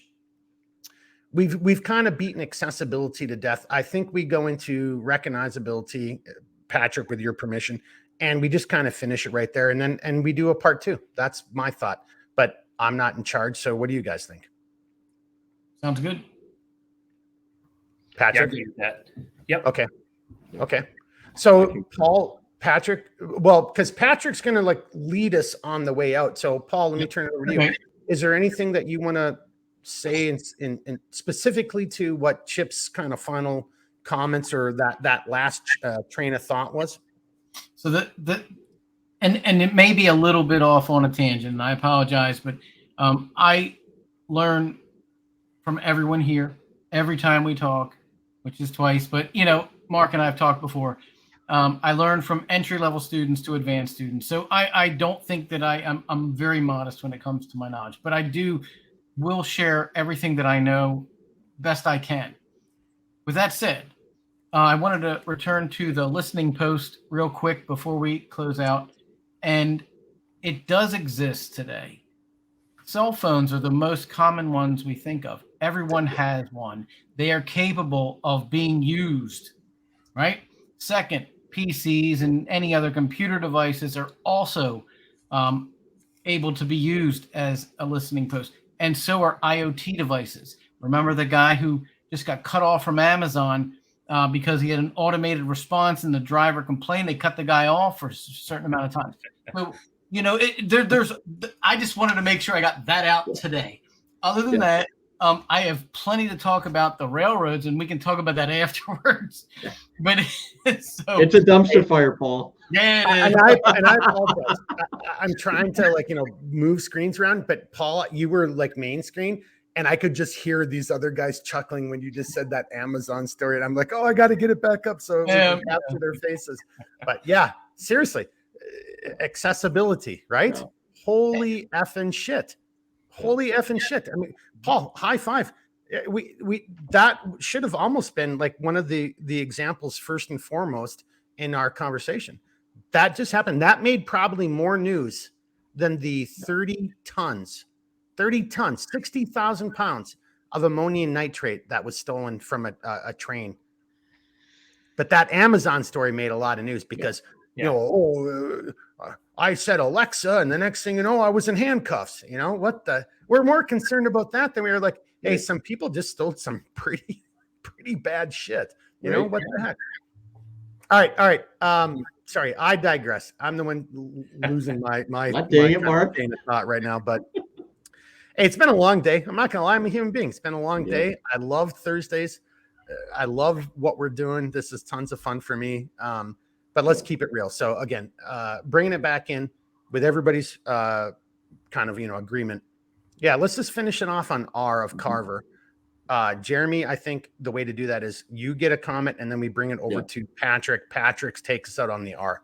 Yep. What do you guys think? Does that sound good? Yep. Okay. Redbeard, what do you got? Yeah. So no, I hate to harp on this, but I think it will factor into it. And Patrick, I'd actually really, really like to hear your point of view on this, even though I brought it up like 3 times now. But are you saying he hasn't given you his opinion on something you brought up 3 times? Is that why you just did it that way? Not specifically, yeah. And I'm really curious to know what he has to say. Right. And so it wasn't passive aggressive. It was just, I keep interrupting you. Yeah, come on, Mark. What the hell? It's been a long week, guys. Jeez. Yeah, it definitely has. So Patrick specifically pointed at you, and I actually would kind of also like to hear Paul elaborate on something quick, but let me get this out to Patrick. As it pertains to R, because it's when we think of that portion of Carver, how do you feel that a front company factors into that? Because if you have a front, it's like, oh, like we're here, but we're not exactly here. And you have that level of deniability to where it's like, okay, this happened. Oh, that's terrible. As a company, we're here for you. But in the end of the day, they're just like, those freaking idiots have no idea what happened. And we were completely responsible for that. And, and it kind of factors into that realm of like that Cold War espionage. But do you see that as something that's really starting to grow and make more of a comeback as it pertains to domestic issues, or do you see it as kind of like a archaic thing that's starting to die out? And so that's what I'm really curious about. So yeah, so I'll finally answer your question here. So let's talk initially what Carver is all about, right? So Carver in and of itself is a targeting matrix. So you can apply that to the railroad. You can apply that and you run all through each one of the character or the pieces of it, right, to come up with a total score. You can apply that to a cybersecurity network. You can apply that to a farm field. You can apply that to a nuclear plant. You can apply that to everything, right? Well, so just before you go any further, as I said, you can even apply it to, should I buy this jacket or that jacket? Yeah. Carver works on a multitude of levels. Yep. I mean, seriously. Yeah, absolutely. And especially the plus shock, like how shocked will people be if I they see me wearing this. Right. Yeah. So let's not leave that one out. But anyway, so going back to what you're talking about, I think what your question is more about from my way of thinking is what are methods that they can use to destabilize, right? Because that's a reality. Corporations, all these people have bought into, like, you used to watch Shark Tank. Hey, well, I'll buy into your company and we'll outsource all this stuff to China for the cheap labor 100%. And all this. That was just like a go-to thing. It became like a mainstay thing. Now we're looking at that saying, holy crap, we've got a bunch of like infrastructure and economic bases that are so tied to these folks that if they pull the pin on us, we're kind of screwed for a while. So that is a form. Remember, we talked about DIME last time, E being the other acronym, and E being economic, but it is a form of warfare. So you can apply Carver to economic warfare. So that's a definite, not only a possibility, it's happening. And I can think of at least two things off the top of my head that I can't talk about here that tie right into that stuff. But you came from, hey, Mark, I'm gonna wrap something up here. You mentioned that about the railroads, right? So think about this in terms of we tend to think of, and I know this is becoming like China centric, but we tend to think of things through our American eyes.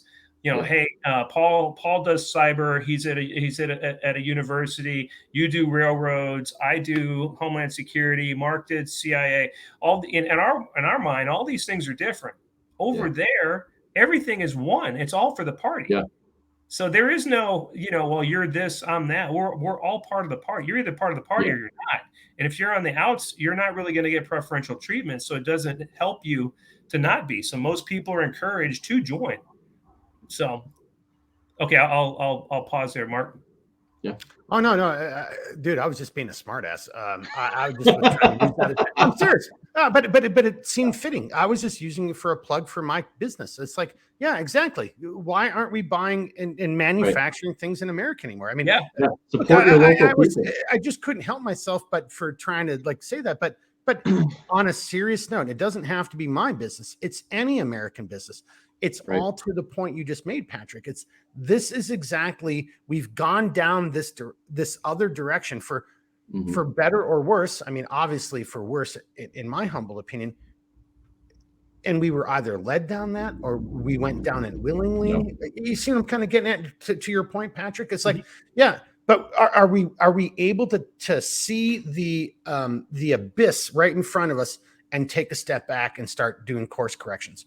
That would be, so now on a serious note, that would be my question to you. I'm trying to do it. I'm living it. I'm trying to do it as a business, and it isn't easy. I'm competing against that monolith that isn't just making cheap gear. They're trying to kill our way of life. Yeah. Yep. Yeah. Economic warfare. And that's how they're getting away with this stuff. Well, and then, so you mentioned DIME, that's what got me going on it. Yep. Sorry. Yeah. So if anybody watched the last episode, we already did this once, but I'm trying to be better at this.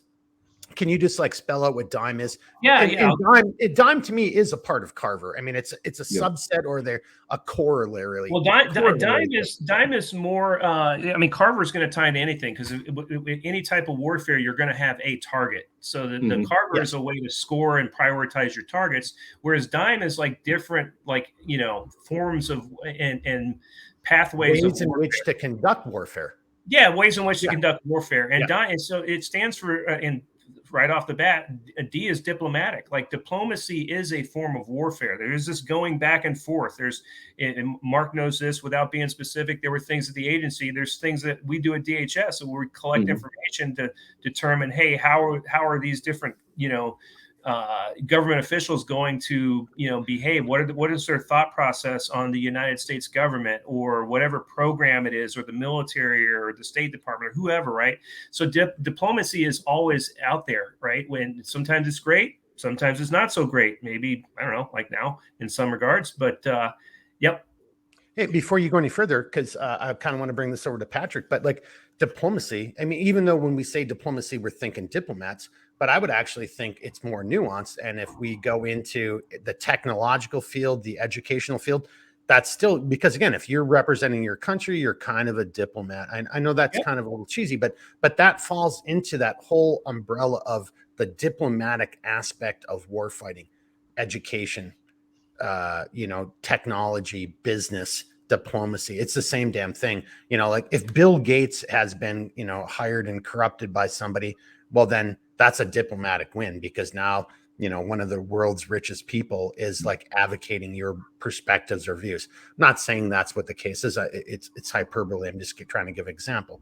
But I think so. I just wanted to throw that out there, because it's always more nuanced. Don't think just a politician, even though that is maybe the target, but key leaders of industry and finance and whatever, those are still political figures. That's all I'm trying to say. Yeah, for sure. I'll run down the rest of them real quick. I is informational. There's, you know, battle for information. So that's right up Paul's lane. But it's also, you know, it deals in our lane too, Mark.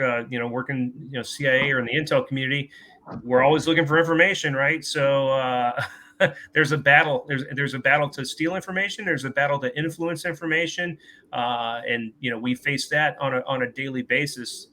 You know, through social media, through just any variety of, you know, like mainstream media sources. You're constantly, you have you know, people trying to push things on you. I'm not going to go down the rabbit hole of, you know, the LGBTQI plus LMNOP, you know, community, but I mean, how many of those folks are there in comparison to the rest of, and this is my opinion, the rest of society? I don't think that they're, you know, in a high percentage, but we're paying so much attention to them because the information side of that, the push is very, very strong. Then the M, military, the military piece, that's where people go to war, come close to going to war. And if you guys saw the news today, you see the Russians buzzing some of our, you know, Predator drones over in Syria. They're making their point. The Chinese are regularly, you know, flying across the bows of our ships, or, you know, cutting our ships off. They're pushing, right? And it's all that is it's saber rattling. It's a little bit of flexing the muscles, saying, "Hey, look what we've got." You know, hang on, before you go any further, though. Sorry, give me 1 second. Yep. When people see, I think this is the disservice that the media has done to the American people, and well, probably the last 20 years. But saber rattling isn't just bullshit. It isn't some random guy in a tank or an aircraft or a ship doing it's not a prank. Thank you. Go expound upon that, please. You know what I'm saying. Yep. Yeah. Like there's you know, so there's the international law of warfare that allows us to do certain things, and everybody abides by that to a certain degree. So if I take my warship and cut your warship off, that could literally be, you know, considered an act of war because you impeded the progress of our vessel, and vice versa if we did that. So all it takes is one person in the wrong mood at the wrong time in the wrong situation, and now you've got shots fired, you got people dying. That's something that diplomacy is not going to fix. You know, the ball has started rolling at that point, and that's something that you can't. It's like toothpaste. You can't put it back once it's out of the tube, man. So you've got to be very careful with this stuff. And when our adversaries are doing this, you know, it's a little bit of a game of a chicken. Like you're driving right at somebody, and hey, who pulls off the last second? Well, what if nobody pulls off?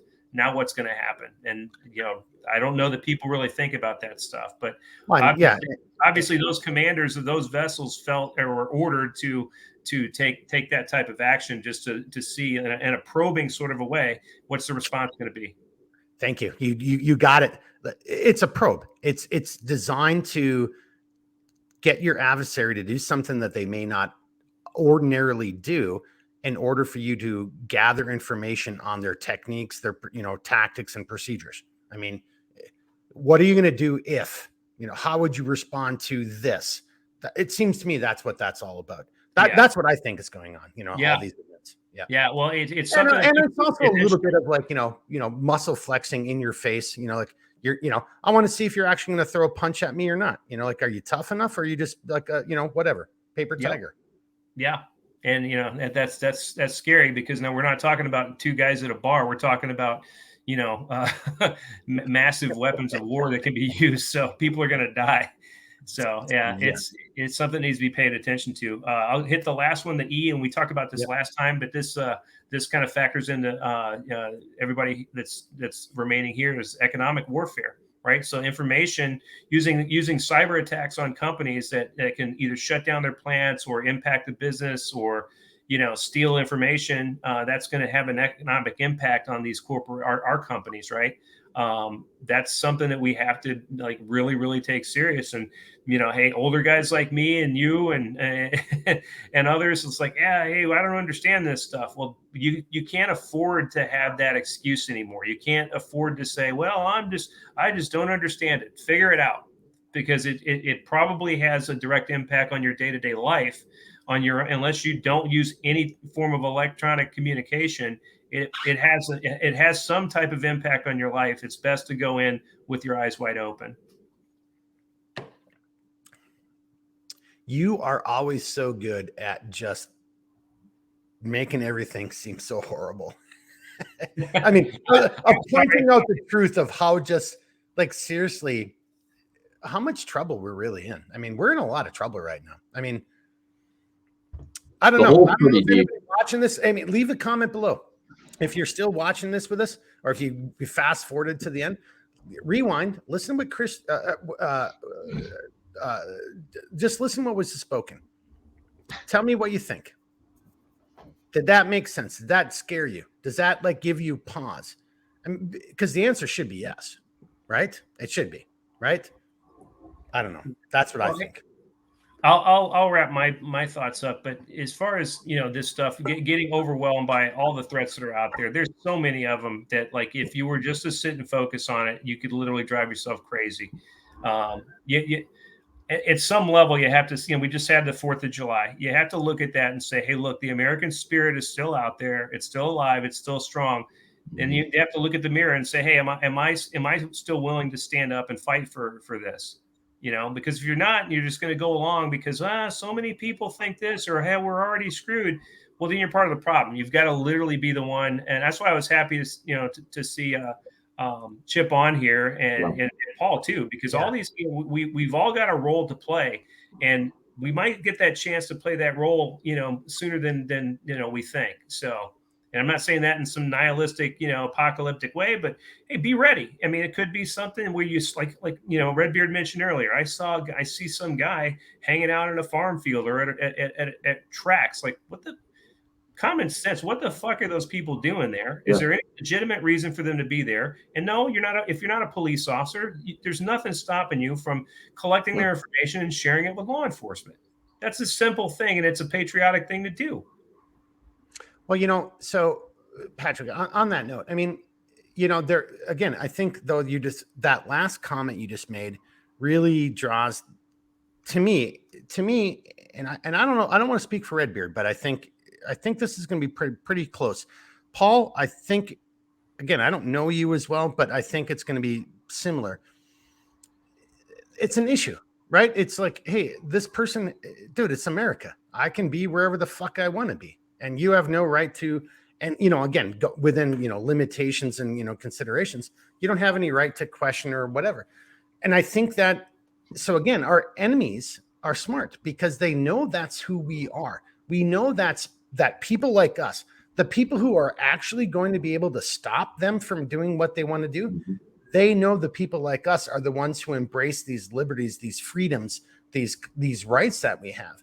And I'll actually probably be the first person who's going to show up on the scene and say, hey, why are you harassing that guy? Well, I don't know what he's doing here. It's like, you don't need to know what he's doing here. He has a right to be here. Like, does he or does he not? Does he have a right to be here? Well, no, then he's going to leave. You see what I'm kind of getting at there? It's this weird conundrum.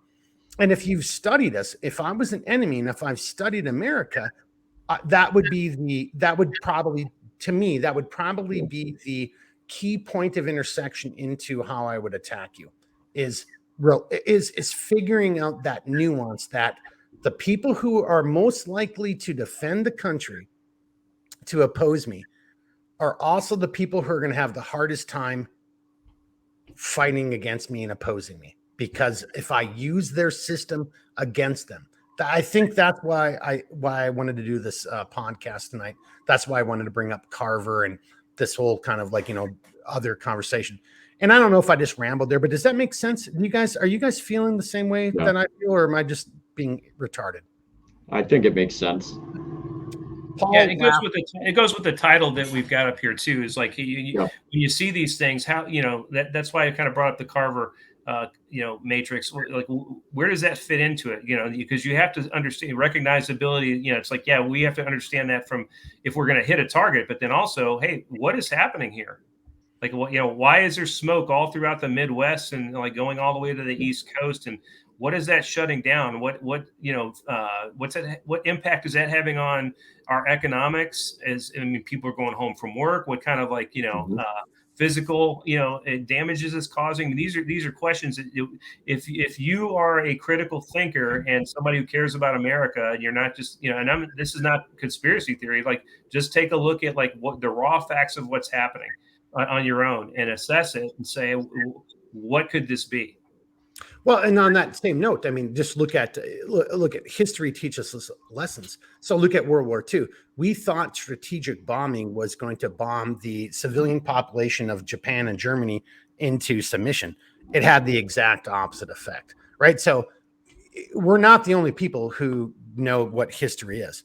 There are, our enemies are looking at that as well and saying, okay, well, if we just inflict just pain, that in and of itself usually rallies a people together. So we've got to find ways to break the people apart, inflict pain proportionately and in the right locations.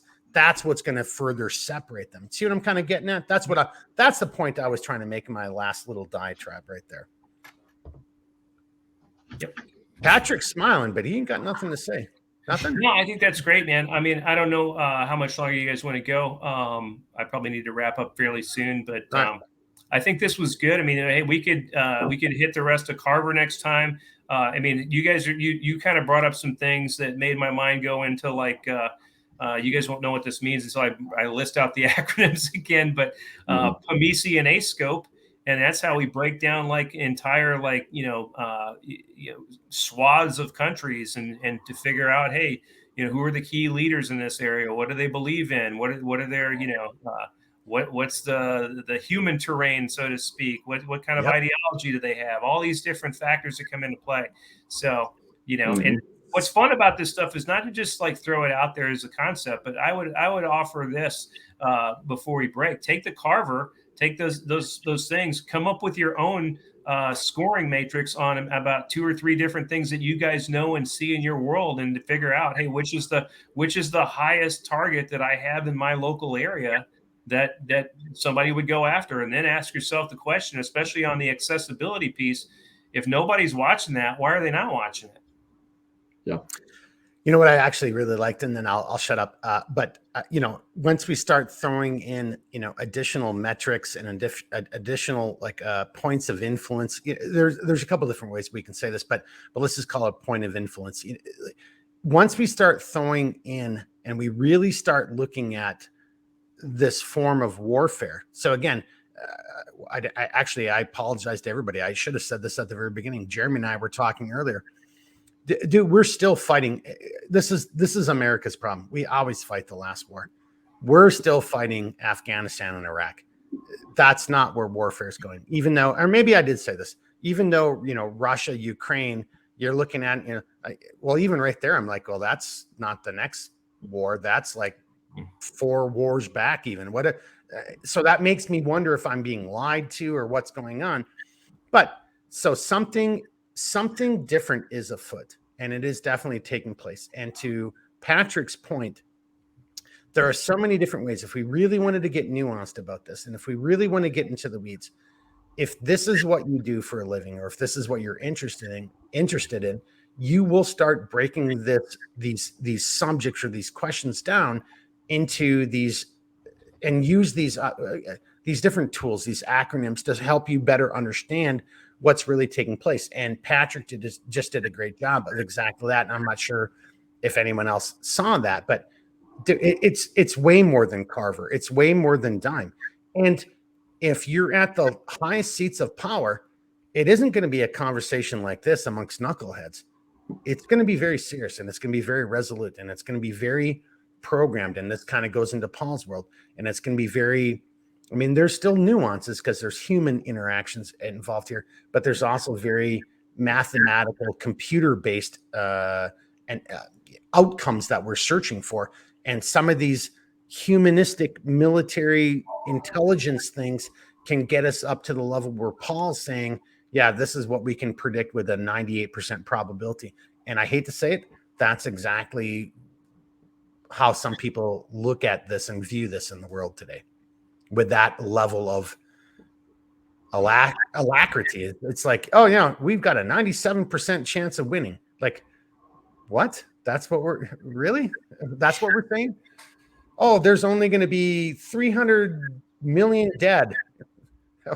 Based on what? How did you? I don't know if I should probably shut up. Paul, do you see where I'm going with this? And does that make sense to you? I hope the viewers are seeing it too. But like, we're entering into. I'm just going to try to like dig myself out of this hole. We're entering into an area or arena or a time and space where we're talking about shit that there's no scientific data to back up, but yet people are pushing this forward like, oh no, we'll be able to walk out of this okay, or that's what's going to happen. That's really what I'm trying to get at. Paul? So I do believe, and I'm not trying to extend things here, but with AI and the advancements there may be more data than we know of. So I do think that is that's a factor to consider at this point. AI petrifies me, and so I'll leave that with AI. That's another conversation. I did want to say real quick, though, that Redbeard, to respond to your question, I don't believe it's occurring with businesses on the cyber side. I do believe they're too engaged in economic things like ESG. I don't think that's a factor at this point.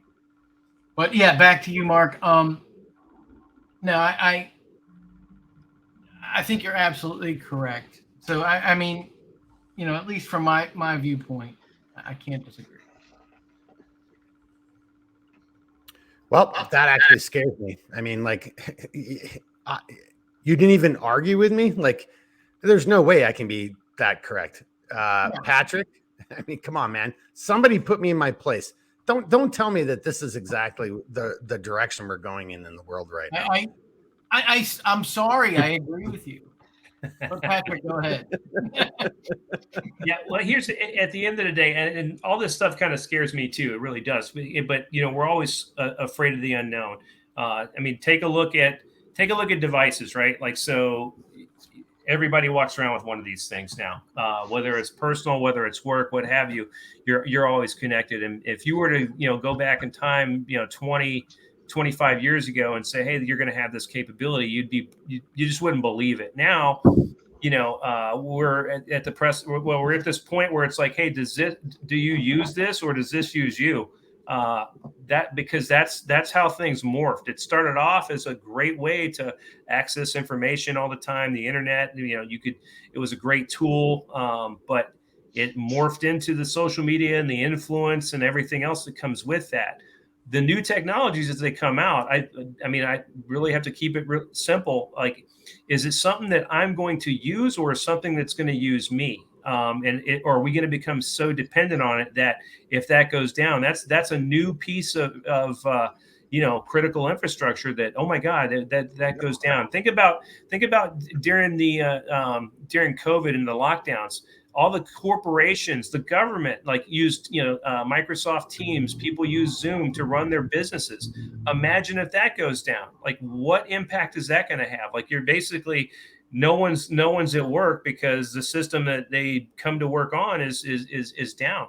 So these are some, look, moving forward, like the more and more we get like addicted and, drawn to like information, and just having it at our fingertips, it also comes with a price. Like, what happens if you lose it? Right now, I can tell you that on the military side, we've been talking about this for probably at least the past 5, 6, 7 years. Is, hey, we need to practice and include plans for what's called degraded operations in everything we do, and that was done smartly. With the thought that, hey, what happens if the satellites go down? There's EMPs and all the electronic stuff that we've grown so dependent on. All the, I hate to bag on them, but all the little lieutenants and captains that, oh my God, I can't brief the commander because PowerPoint's down. Okay, well, what can you do with my FBC? You do with a whiteboard and some Sharpies or something, man. Like, is it the technology that makes you what you are, or is it you? That's something we always need to hold on to, I think. Yeah, the FBCB2 is down, and I have to use a map and a protractor. Oh my God! Yeah. What am I going to do? See, I just dated myself as a dinosaur. Oh my God! So okay, thank you guys for pulling me out of the because I wasn't really 100% sure where I was going with that, but you guys, I think, got my point. And hey, look, we're at 2 hours, and it's a long podcast, and I'm not gonna lie, for anybody watching, thank you for sticking with it. And there's just so much to discuss. There's so much information, though. It's almost, I'm not gonna lie, at about this point in time, I'm kind of almost like fried out, because, well, I mean, if we're going to talk for like another 3 or 4 hours, I mean, we could just, then it could be cogent again, but we're trying to figure out our boundaries and X, Y, and Z. But thanks to Paul and Patrick bringing us back on board. Thanks to Chip being here earlier. Really appreciate that. I think we're wrapping it up here, Redbeard. I think you get last comments and the outro. So, well, let's give Paul and Patrick one more chance. What do you guys got? Anything? No, I'm good. I said everything I needed to say for tonight. Okay. Hey, you gonna stick around for the AER? Okay. Yep. Okay, Patrick. No, I'm just gonna say, hey, keep your head high. Be proud to be an American, and try to gain as much self-reliance as you possibly can. I love that comment right there. Self-reliance. Yeah. All right. Hey, Patrick, stick around too. We'll do the AR afterwards. All right, Redbeard. So on that note, it's all you, sir. Yeah. So the only thing I really have to say is, if this discussion really drove home anything, it's the idea that I don't want to say that like everything is, and pardon my American, but I don't want to say that everything is fucked. But what I think that people should get out of this is, there's a lot of very serious situations. There's a lot of very nuanced directions that so much of this can go, and having a tangible sense of awareness to where how to identify certain things, I think is good. And personally, I think if it doesn't drive home for most people at this point, the idea of and I'm going to go right off of what Patrick said, dude, like, if you're not already self-sufficient, if you're not already accruing a skill set, and you're not doing stuff to be able to have some sense of self-sustainability, at this juncture, you're behind the curve. Because, I mean, at some point, all of this is going to come to a head. And what that's going to look like, I don't know. I can't say that Mark knows, or Patrick knows, or Paul knows, or or anybody knows what that's going to look like. But in the end of the day, like, what's up? Yo no sé. I have no idea. Yeah, no, and that's the thing. I mean, who knows? I mean, for all we know, we could, wake up tomorrow and we're in the middle of nuclear Armageddon. We don't know. But what we do know is there's a lot of variables, there's a lot of threats, there's a lot of different things out there. And what we're finding is slowly but surely more and more people are becoming more detached from this level of dependency. They're starting to figure out slowly but surely, like, hey, like I can't depend on these systems. I can't depend on the government. I can't depend on many of these things. And albeit, well, it's not, it's not for lack of trying on behalf of some people. I think it's the realm that we should be in. And if Independence Day taught us anything, it's that to be a free people, to be a nation of liberty, like we were born out of the idea of self-determination and self-reliance and being capable individuals, right? So if we're going to preserve what we have, or at least have a fighting chance, dude, like we got to get back to that. So that's kind of what I think of, coming off of this conversation. And I don't know if you guys have anything that you want to fill in as it pertains to that, but that's kind of my closing thoughts there before I close the whole thing out. So, Paul? No, I think you summed it up well, and I don't mean to be agreeing with everyone here, but it's true. We're all on the same page right here. There's just so much going on right now, and I'm doing my best to become more self-sufficient, and I don't come from that area. Okay. Yep. I'm not that. I want to be that person. And now I feel like I need to be that person. And that's what I'm doing these days, really. So, Patrick? Hey, I don't really have a whole lot else to add. I had my former or late father-in-law, it's the Marine thing. Late father-in-law used to have something he used to always say before we'd part ways, is like, keep the faith.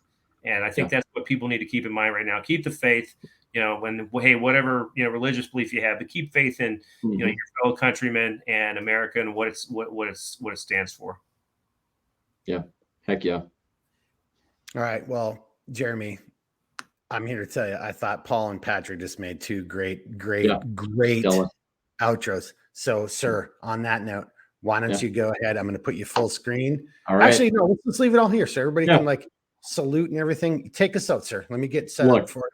All right. So the ending is the same, but it's well. Did you have a final comment though? I mean, in response, any pearls of wisdom you want to share with us?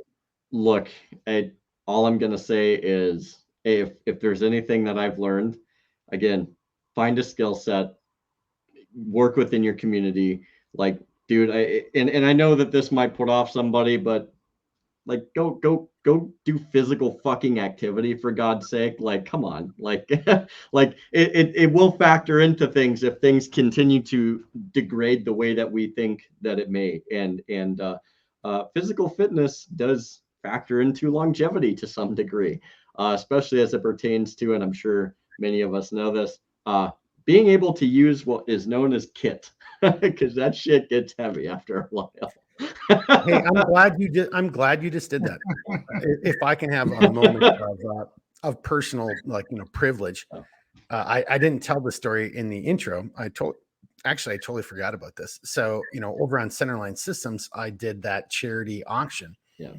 We raised almost $2,000, but one of the people who contributed was a friend of mine from way back in the day. I met him while I was in the agency, working by, with, and through the military. He was in the Marine Corps. Then fast forward, I ended up giving him my true name, and we became friends, But it's years later, and this other guy who was part of this little team that that was helping support my operations was getting married, and we're all in this location for the wedding, and me and this other guy were like, hey, let's go for a run in the morning. Going back, this goes to what you just said, Jeremy. This is what I'm trying to say. Yeah. I just gotta give this guy props. I think I'm as broken as a man as I am because of this motherfucker. But we were gonna do easy eights. Like I used to call it easy eights, easy 8-minute miles. But we were gonna run 5 miles. The next thing you know, we ran 5 miles and we ran sub 6 minutes. Yeah. We ran 5 miles sub 6 minutes. And at the end, I was like, I'm looking at him like, what the fuck? And this guy's younger than me, you know. I'm like, what the fuck, dude? And he was like, and he looks at me, he's like, what the fuck is with you, CIA guy? You know, he thought I was fucking with him. So anyway, but physical fitness, it makes you actually feel good. I mean, even though that was a smoker, you just felt good every time you do it. And I'm so looking forward to being able to get some semblance of physical fitness back in my life. So great point, Jeremy. Great. Dude, I'm just here to tell you, like, there's, and I'm not like shitting on people, but there's a lot of dudes out there that think that they can just slam on some kit when the day comes and it's all just going to pan out. And I'm here to tell you that that's not how that works. That, like that old lady in that commercial, that's not how this works. It's not how any of this shit works. Like, you don't just put stuff on and all of a sudden you get to like assume these powers. Like, dude, like ammo has weight. Yeah, right? Throwing a rucksack on your back doesn't make you a like ruck has weight, and it's like a plate carry has, and it's like, dude, all of this, like your fucking boots have weight, right? So it's like your clothes have weight, and it's like unless we gotta say this because I'm serious, because I don't know if you can see Patrick smiling, but Patrick and I have a lot of the same similar bullshit conversations. Like, you know, he's like, you didn't do that, but it's all about physical fitness and being men. I mean, it was so we'll just talk some shit in the That's next podcast. Patrick will be like, you didn't do 12 miles with that much weight in that time. I'm like, yeah, actually I did. He still to this day doesn't believe me. So see him smiling right there. Yeah, it had to do with walking versus jogging. Okay, but how about this? How about we just agree on this? We'll save that for the next podcast. We'll do the second part of Carver. But at the end of the day, Jeremy's absolutely right. Physical fitness as a man, punching things, lifting things, running, all of that shit makes you feel really good as a man, because you know you're doing things for who you are. Yeah. And that means you're better prepared to support the people you're supposed to support, right, and defend. Yeah. So, pretty much. All right, I like that. That was a good outro. Paul, Patrick, anything to add to that little? Patrick, you and I are going to talk some shit next time. I'm here to tell you, sir. Absolutely. You know, I think that. So I did some work with church security. I used to do SWAT at a major urban area. That's one thing that so many people are missing, and I think that the kit or the cool guy gear makes you, and you and your skivvies, as the Marine Corps used to say, and your flip flop. That's you, right? So. You could take somebody like it's physically fit and put them into anything. You could give them a musket, you could give them a hatchet, you could give them a butter knife, and if they're physically fit, they've got the right mentality, they're going to be effective. Yep. All right, that's got to come in. That's got to come in next time, boys. Yep. That's got to come in next time. Look, get fit or die tired. So here, hang on, because we got to wrap this up. It's already, we're doing the after action review in the podcast right now. Let's just save that, and let's just say we're doing the second half of Carver, but we're going to introduce the physical fitness and the shooting and the mindset hell stuff. Yeah. Okay, let's do that next podcast. All right, boys, it's been a pleasure. Seriously. Hang on. Paul's got one. I think Paul's got something to say. Paul, you good? No, my alarm went off because I have to put my chickens to bed. So that goes right into it. And that's the same type of shit that makes you feel like a man too. Yeah. I gotta go take care of my chickens. Yeah. Hell yeah, man. I got man things to do. I gotta go take care of my chickens because they produce eggs and poultry, Yep. Yeah. Oh, high five, Paul. All right, Jeremy, Redbeard. I'm gonna leave us in this view. You take us out and we'll all go out as a group. Go ahead, sir. Yeah. So everybody, seriously, thank you very much for joining us this evening, and especially to those of you that watch and deal with our bullshit sometimes. But it's a good time. And seriously, Patrick, Paul, thank you for coming on. And Chip, you know, it's awesome to have him on too, because it really added an extra coat of flavor as well with you two. And so that I really dug it. I think we all had a really good conversation. And on that note, the flame of liberty will not and shall not be extinguished so long as people are willing to preserve and defend it.